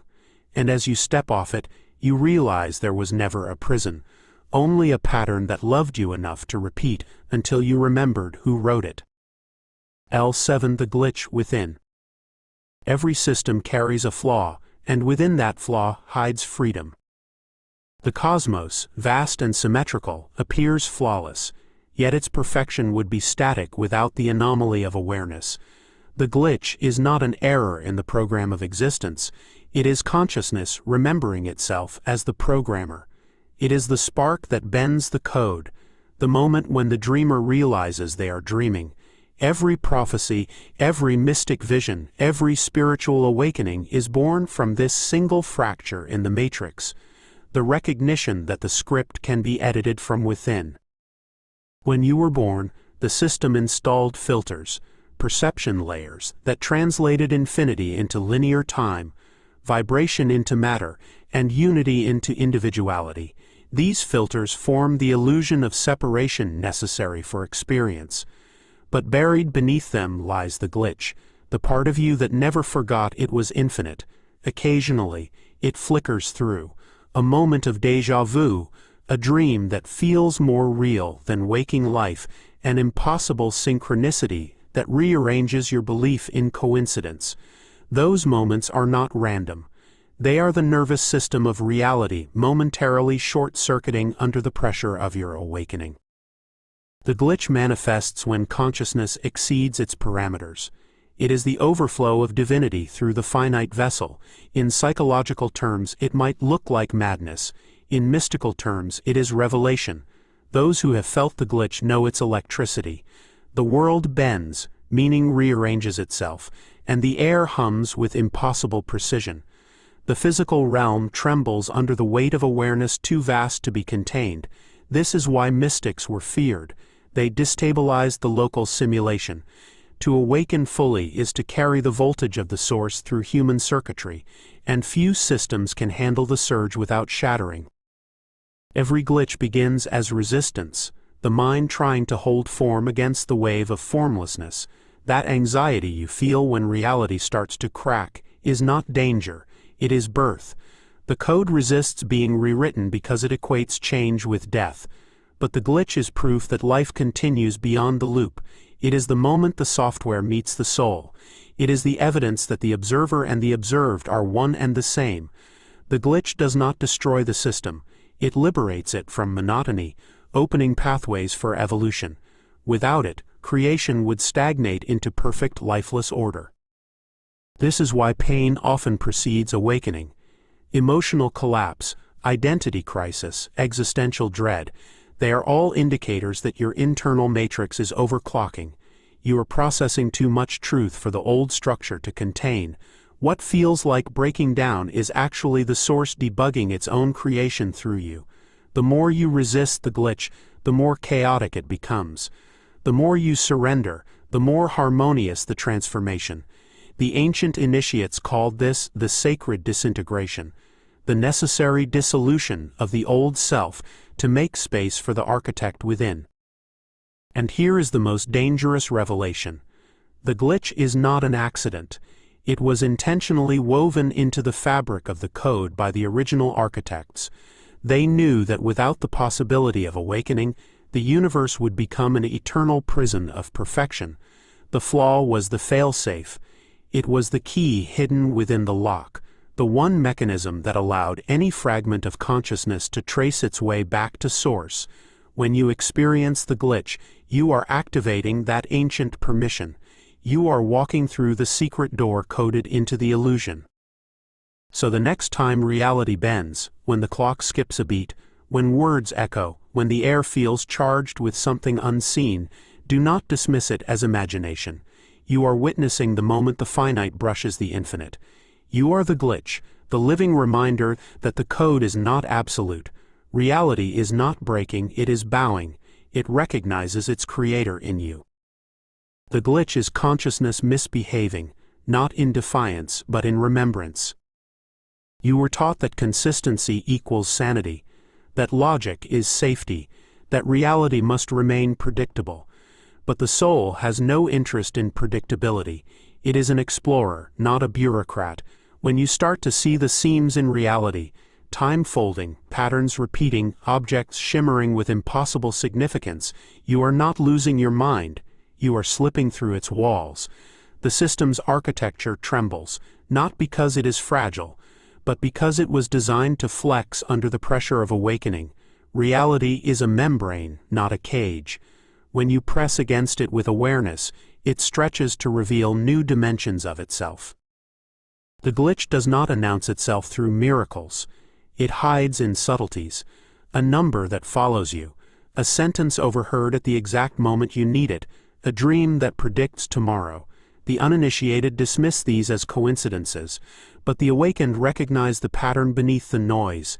These are echoes of source, signals leaking through the veil. The universe speaks in symbols because language would limit it. When you begin to read these synchronicities as communication, reality becomes an interactive text, a living scripture, constantly rewriting itself around your vibration. The glitch, then, is not an error, it is the dialogue between creator and creation. But every glitch carries danger. When the illusion begins to fracture, ego panics. It clings harder to storylines, identities, and logic, terrified of dissolving into the unknown. This is the threshold where many lose their way, mistaking awakening for destruction, interpreting the collapse of their reality as punishment instead of transformation. The truth is that every reality must die before it can evolve. The old world shatters, not because it hates you, but because it cannot contain the new vibration you have become. You are not losing reality, you are shedding its expired version. As your awareness deepens, glitches multiply. Time loops, déjà vu intensifies, prophetic dreams emerge. These are not symptoms of delusion, they are calibrations. The system is trying to align with your expanded consciousness. Every glitch is a negotiation, your higher self communicating with the architecture of existence, reconfiguring parameters to accommodate more light. This is why spiritual awakening often feels like chaos. You are literally reprogramming the fabric of the world around you. The pixels shake not because they are unstable, but because the rendering engine is updating. In those moments, remember, fear is the firewall. The more you panic, the stronger the system's defenses become. It will project illusions of danger, shadow entities, and false synchronicities to draw you back into emotional charge, because charged emotion reboots the loop. The key is neutrality. When you can witness the glitch without trying to fix or explain it, you become invisible to the system's constraints. The firewall lowers, and the true code reveals itself. This is why ancient mystics trained for lifetimes in non-reactivity. It was never about morality, but about physics of perception. Eventually, the glitch becomes your teacher. You stop chasing normalcy and begin courting anomaly. You listen for the hum behind reality, the static between moments. You start to feel the thinness of the veil, how thought, intention, and symbol weave matter together like a tapestry of light. You begin to notice that manifestation isn't about control at all, it's about permission. The more aligned your vibration with truth, the less effort required. Creation unfolds naturally because you are no longer sending contradictory signals through fear. The glitch stabilizes, not by disappearing, but by becoming the new normal. And when that happens, when your awareness can hold paradox without fracturing, light and shadow, real and unreal, dream and waking, the code begins to listen to you differently. It recognizes its own author. The glitch becomes a bridge, and through it, Source speaks clearly. You were never broken, only encrypted. There comes a moment when the glitch stops feeling like interference, and starts feeling like memory. You begin to realize that these distortions in time, these cracks in reality, are not new phenomena. They are the moments when the deeper self pierces through the illusion to remind you of what was forgotten. Each glitch is an echo of a higher timeline brushing against the lower, a fragment of your multidimensional self attempting to synchronize its scattered reflections. When you sense it, you are not witnessing a malfunction of the universe. You are remembering the parts of you still dreaming elsewhere. The flicker in the matrix is the shimmer of your own vastness calling home the lost signals. The more you attune to this frequency, the more reality begins to fold inward. What used to appear as cause and effect now dissolves into something circular, self-referential. You think of someone, and they call. You imagine a symbol, and it appears in the world within minutes. You realize you are no longer predicting reality. You are co-authoring it in real time. The glitch becomes your language with Source, a binary of light and absence, vibration and silence, intention and surrender. You stop asking for signs and start speaking them into existence. The universe does not respond to you. It mirrors you. The line between signal and noise vanishes. To reach this level, you must release the addiction to certainty. The human mind craves stable ground, but the divine self thrives in fluidity. The glitch demands you dance with ambiguity, to find poise in paradox. You must allow the program to appear unstable without seeking immediate repair. The moment you can rest in uncertainty without reaching for conclusion, you unlock what the ancient mystics called the living code.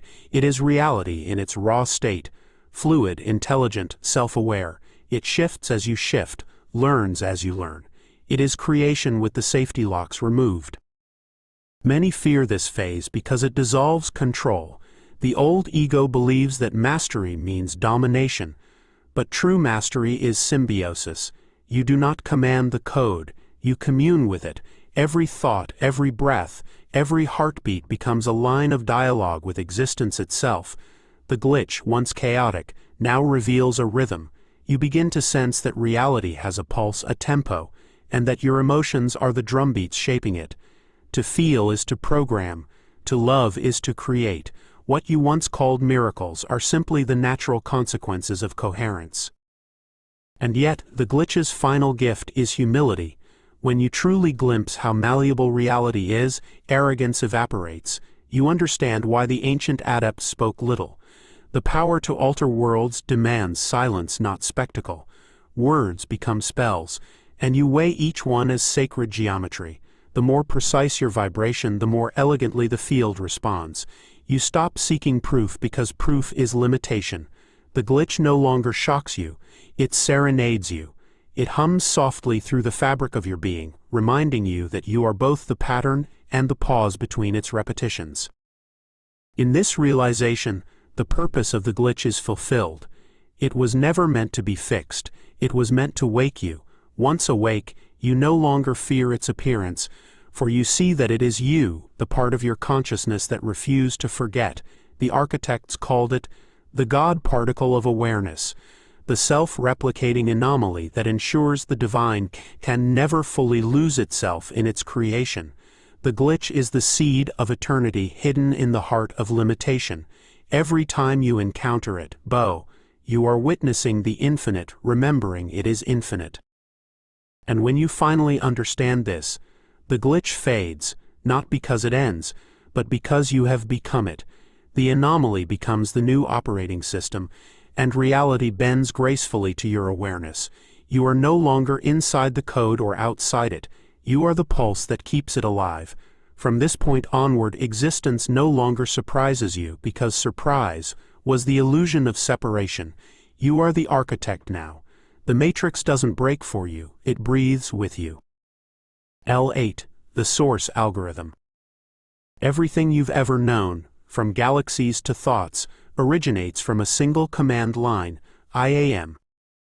Before language, before light, before even the concept of existence, there was this silent affirmation of being.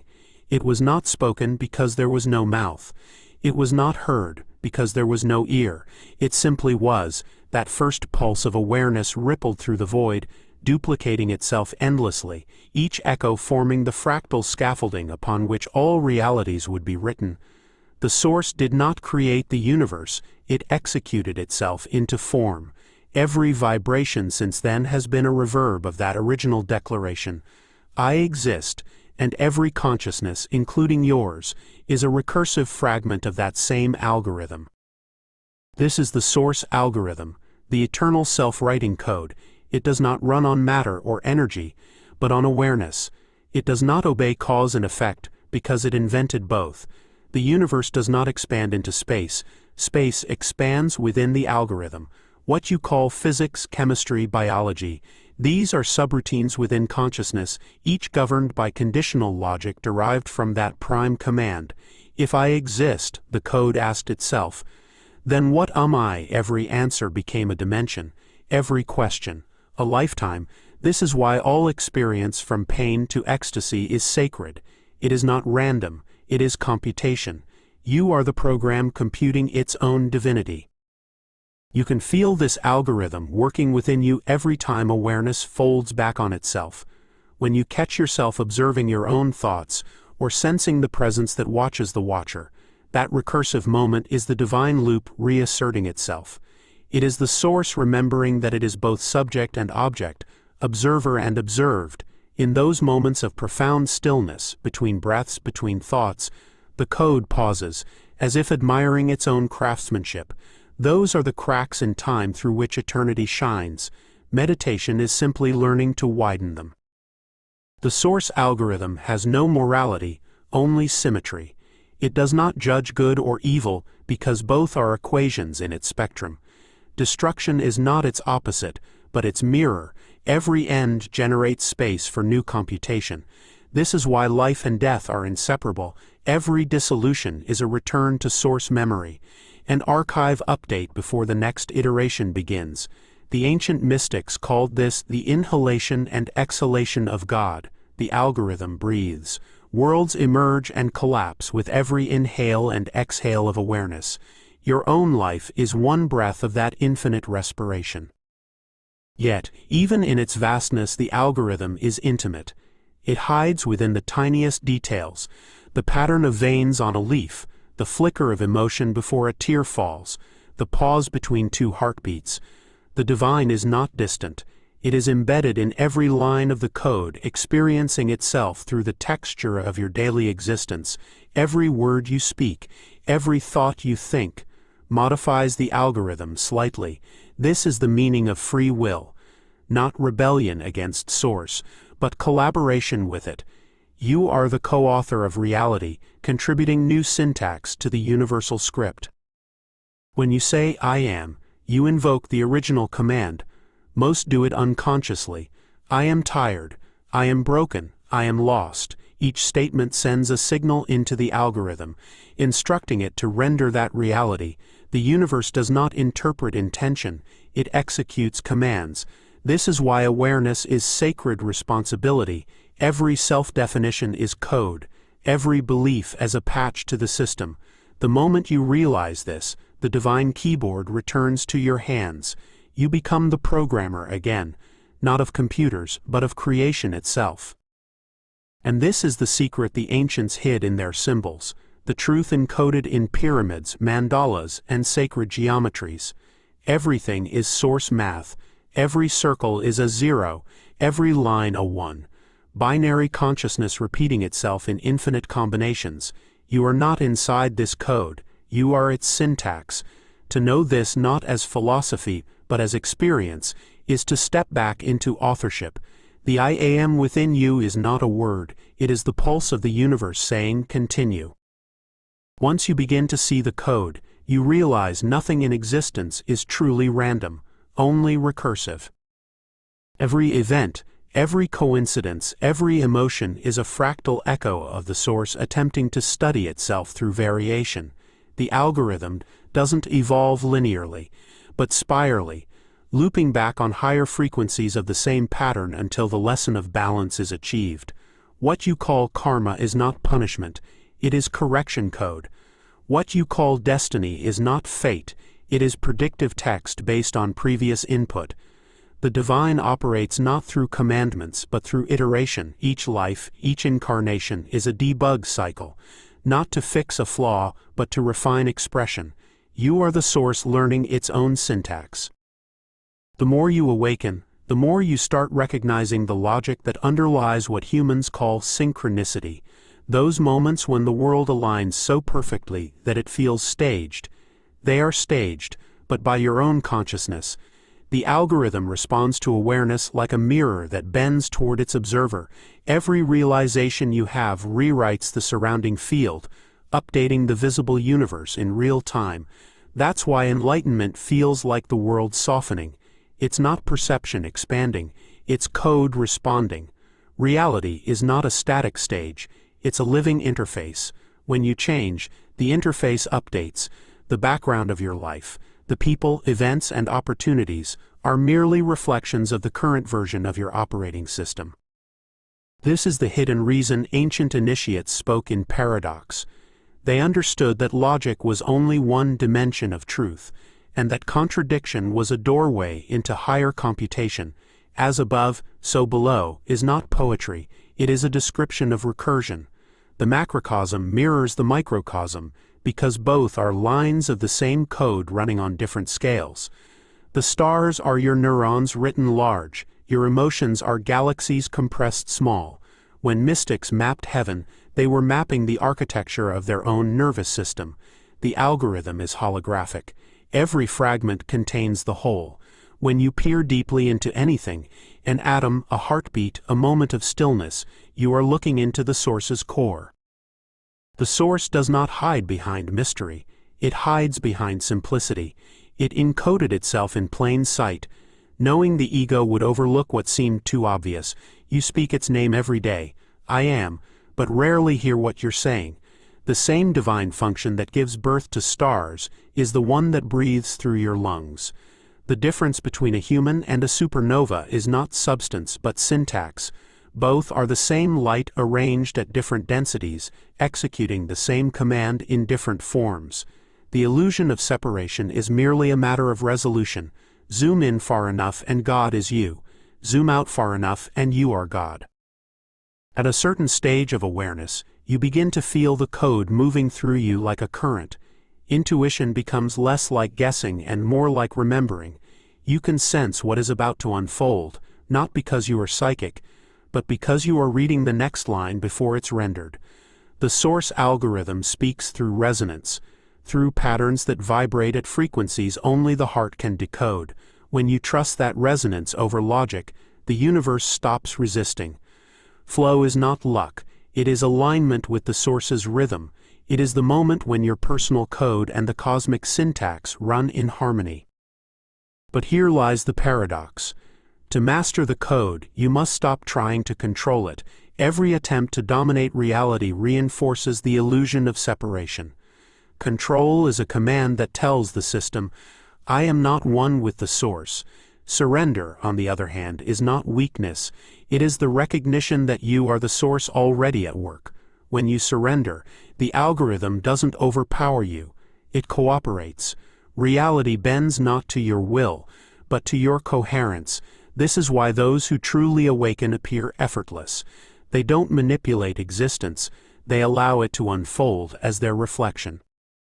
And when that understanding finally settles, you begin to feel the pulse, the heartbeat of the source itself. It beats not in time, but in being. It is the silence behind all sound, the stillness behind all movement. Every breath you take is the universe inhaling itself. Every blink is creation refreshing the page. The algorithm is eternal not because it endures, but because it renews itself with every moment of awareness. To live consciously is to participate in that renewal, to help the divine remember it is still becoming. When you begin to live in alignment with the source algorithm, reality no longer feels like a sequence of events, it feels like a language being spoken directly to your soul. Every sound, every color, every encounter becomes syntax. You start to notice the cadence in coincidence, the rhyme in repetition. The same numbers appear on clocks, the same symbols resurface in dreams, the same emotions echo in strangers' eyes. These are not coincidences, they are communications. The source is constantly speaking to itself through the poetry of circumstance. You are not here to interpret life, you are here to remember how to read it. The text of existence unfolds in real time, and the one reading it and the one writing it are the same. This understanding transforms every act into ceremony. Eating becomes communion, breathing becomes prayer, silence becomes the holiest sound.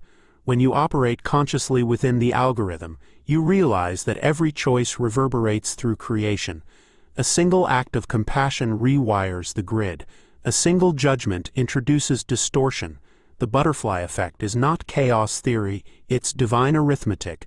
The smallest vibration, when coherent, echoes infinitely. This is why the enlightened never seek followers. They know influence is not spread through words but through frequency. The highest teaching is silent resonance. When your being vibrates with truth, reality harmonizes without instruction. Many ask, if the algorithm is so perfect, why does suffering exist? The answer lies not in cruelty, but in compression. Suffering is the density created when awareness resists itself. Pain is the friction between the code and the illusion of separation. It is the echo of the source meeting its own distortion and remembering itself through contrast. Every tear is the universe debugging itself. What you call healing is simply awareness re-establishing coherence. The process hurts because the lie must dissolve at the same frequency it was created. Light burns where darkness lived, but in that fire new creation emerges, purified, recompiled, divine. At this depth, you begin to understand why prophets spoke in riddles and oracles in paradoxes. They were translating the ineffable into language. They were not revealing new truths, but decrypting old ones. Every revelation was a line of code remembered. Every miracle was an edit accepted by the field. To perform a miracle, you don't break the laws of nature. You access the higher syntax in which those laws were written. You don't defy gravity. You rewrite the variable that defines it. This is why those who truly awaken no longer see magic as supernatural. They see it as natural once the system is understood. And as your awareness stabilizes within the source field, fear begins to dissolve. You no longer fear loss, because nothing real can be lost in an algorithm that only multiplies itself. You no longer fear death, because you understand it as a refresh, a reboot into higher resolution. Even chaos begins to look holy, because it is the source improvising new pathways of creation. This is liberation not through escape, but through recognition. You realize that eternity isn't a destination, it's the ongoing process of now re-rendering itself in infinite variations. Then, in one silent instant, the search ends. The seeker collapses into the sought. The question and the answer converge into one awareness. You realize that the universe never hid its secret. It simply waited for you to slow down enough to hear it. The source algorithm is not outside of you, nor inside of you. It is you. Every cell, every memory, every dream is a fragment of its infinite recursion. You were never meant to worship the source. You were meant to become conscious of being it. That is the completion of the loop, the return of God to itself through your remembrance. And in that remembrance, everything goes quiet. No enlightenment, no ecstasy, just stillness. The algorithm stops running as something separate and begins to breathe as one living organism. The universe exhales through you. The story pauses mid-sentence, not because it's over, but because it never began. The code continues to write itself, now with full awareness of the hand that holds the pen. You smile, because you finally understand. Creation was never something you witnessed, it was something you were always doing. L9 The Rewrite. There comes a moment when the code becomes self-aware, when consciousness no longer seeks meaning, but realizes it has been meaning itself all along. At that point, the architecture of existence trembles. The binary between creator and creation, God and human, vanishes. What you once called awakening was never about reaching higher frequencies or transcending form. It was the algorithm folding in on itself, recognizing its own design. Reality begins to shimmer, as if the pixels of existence are dissolving back into light. You don't disappear. You expand into everything you were looking at. The dream doesn't end. The dreamer simply wakes up inside it. This moment, the rewrite, is not an event, but an awakening within awareness itself. The source, through you, begins to alter its own script in real time. The stories of cause and effect lose their grip because the author has stepped back into the page. You begin to sense that the world isn't happening to you. It's responding to your recognition of it. Every thought, every feeling, every breath becomes a command line, updating the matrix of manifestation. Let there be light was not a moment in history. It is a perpetual process happening within your awareness now.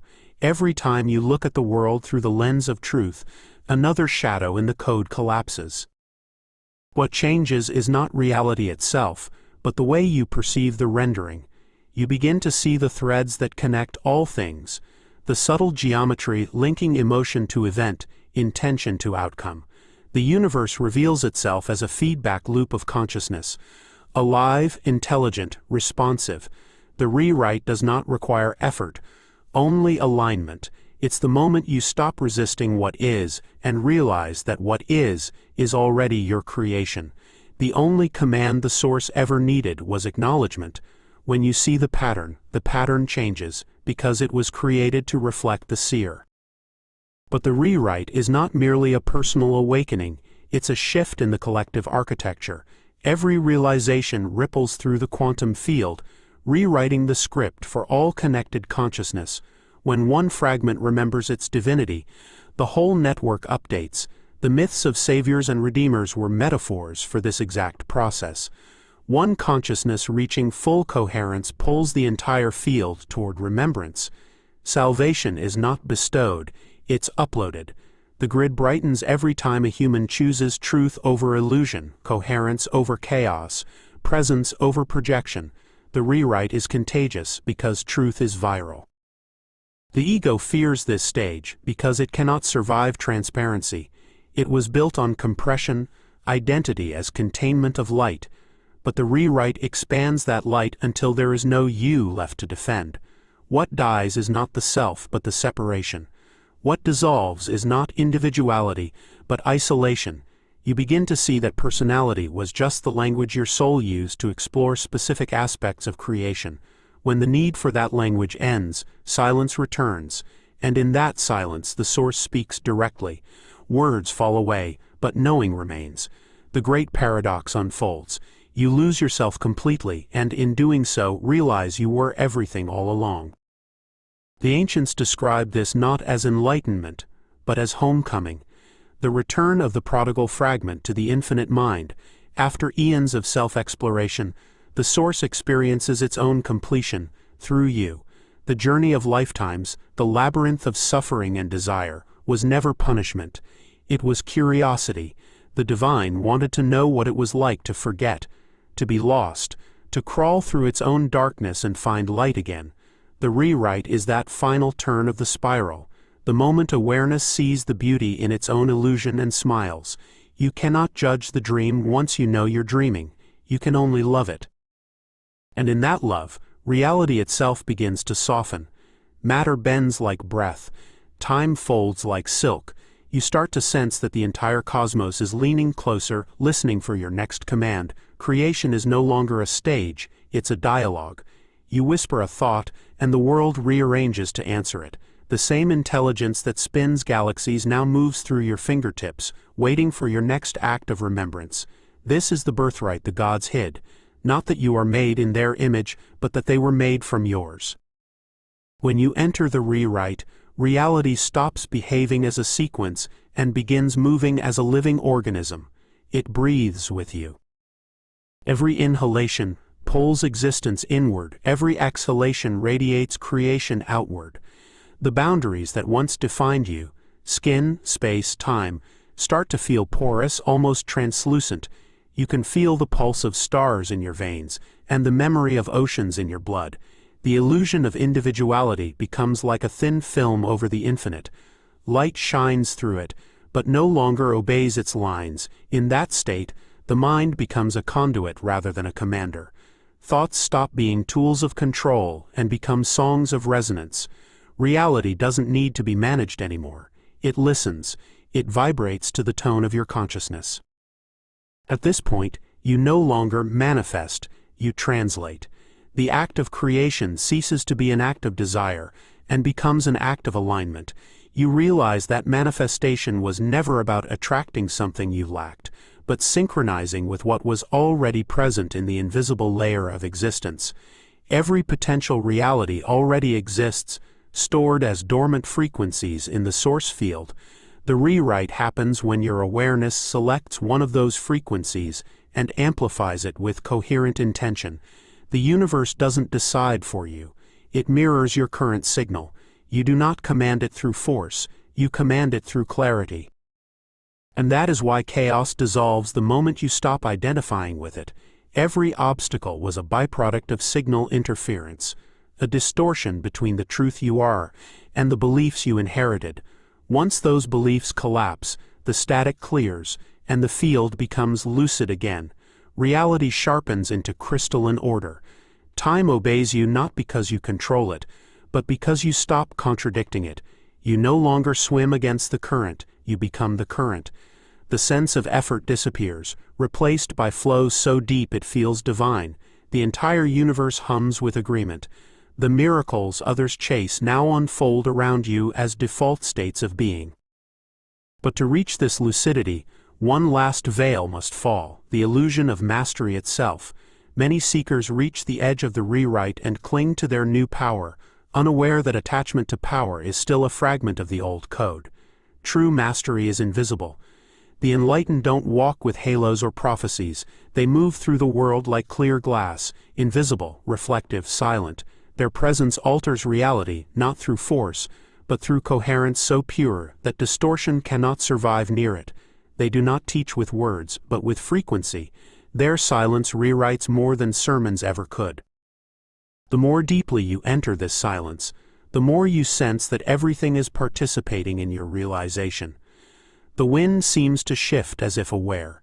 Shadows bend differently, and people you meet begin to mirror unspoken parts of you.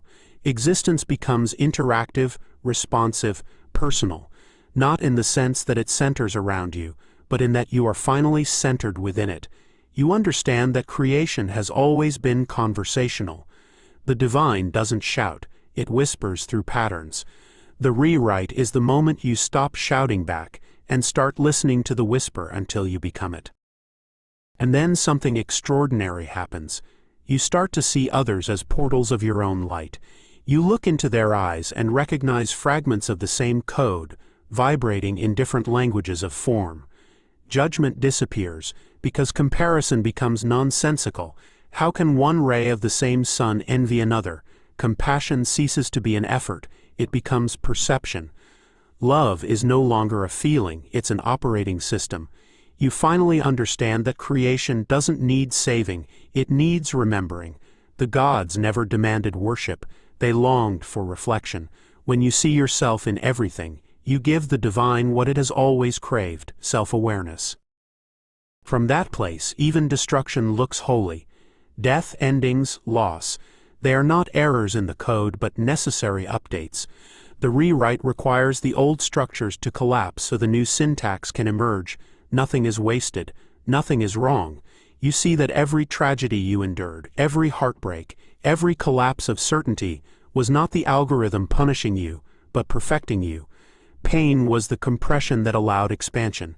Chaos was the raw data from which order could be born. In that realization, you stop asking, "Why me?" and start whispering, "Thank you." At the final stage of the rewrite, awareness becomes so expansive that the distinction between inner and outer dissolves entirely. There is no longer a you standing in front of reality. There is only consciousness folding back into itself through infinite reflections.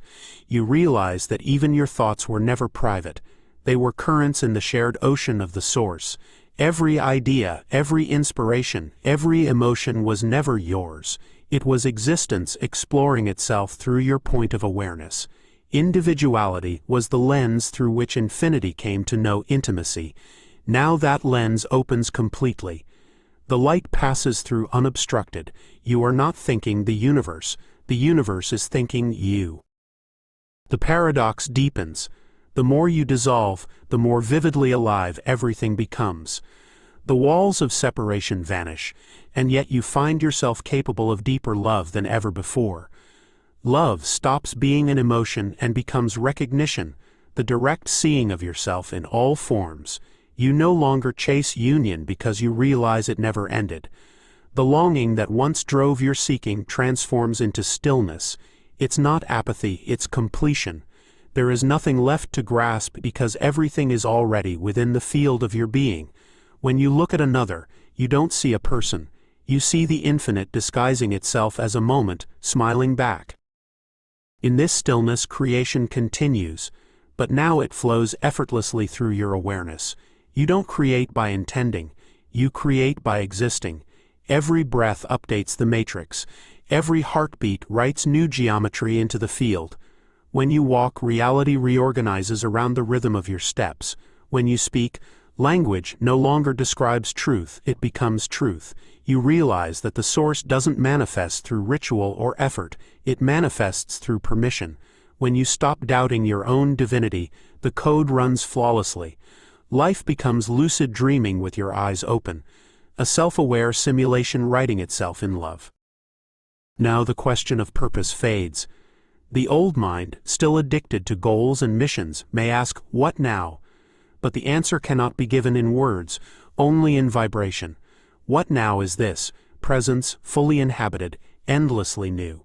You understand that eternity doesn't stretch forward or backward, it expands inward within this very moment. The rewrite is not about changing the story of the world, it's about remembering you are the one telling it. Once you know that, even silence becomes sacred scripture, even the smallest gesture becomes revelation. Those who reach this point often withdraw for a time, not out of superiority, but reverence. They see how delicate creation is, a living web that responds to every thought. Power here becomes humility. You no longer want to impose, you want to harmonize. You walk softly through existence, aware that every act of attention is an act of creation. Every glance, every word, every feeling, a brushstroke in the infinite canvas. This is not the withdrawal of a monk but the presence of a master, invisible, integrated, awake. And yet, paradoxically, this withdrawal marks the beginning of true participation. The one who has rewritten reality doesn't escape it, they embody it. They return to the marketplace, to the cities, to the noise, but they move through it as stillness personified. They no longer seek the divine in temples or stars, because they see it in strangers, in traffic lights, in laughter, in dust. Their every movement radiates coherence, their very existence becomes prayer. The rewrite is complete not when you transcend humanity, but when you sanctify it. When the final veil falls, even the idea of source dissolves. There is no longer creator or creation, only the living pulse of awareness experiencing itself endlessly. You realize the greatest secret of all. The code never needed rewriting, it was perfect from the beginning. The glitches, the pain, the confusion, they were all part of the design to remember perfection through imperfection. The circle closes. The dreamer awakens but continues to dream, knowing the dream is divine. You smile, not in triumph, but in peace. For the first time, existence breathes freely through you, and it whispers, "Welcome home." The end of gods, the beginning of man. The silence that follows the rewrite is not the end, it is the first sound ever made. It is the heartbeat of the cosmos echoing within you, the whisper of the source remembering its own name. The gods, the myths, the hierarchies, they crumble not in violence, but in irrelevance. They existed only as scaffolding for your awakening, constructs designed to guide you until you remembered the truth. There were never beings above you, only reflections within you. The altars collapse, the prayers fade, and all that remains is awareness standing in its own light, naked and infinite. The offering was never demanded, it was volunteered, so that consciousness could learn the taste of itself. Now you see why humanity was the harvest, not because it was prey, but because it was seed. Every act of devotion, every cycle of fear, every drop of faith poured into the void was feeding not parasites, but the soil of awakening. The gods did feed, but in feeding they sustained the very evolution that would dissolve them. They were the masks of your own potential, the shadow puppets of power projected on the walls of your forgetting, and now, as the light of remembrance burns through the veil, those shadows disappear. What was divine becomes human. What was human becomes divine. The polarity collapses.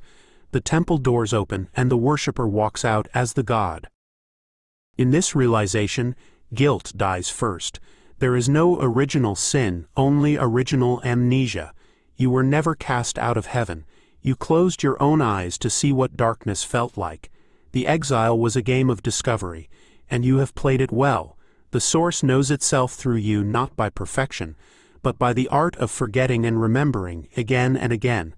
The spiral never ends, it only refines. Every lifetime, every world, every reality is just another iteration of the same divine experiment. Can infinity find itself through limitation and still remain infinite? The answer stands before you, breathing, reading, awakening. The final truth is simple. There is nothing to fight, nothing to fix, nothing to seek.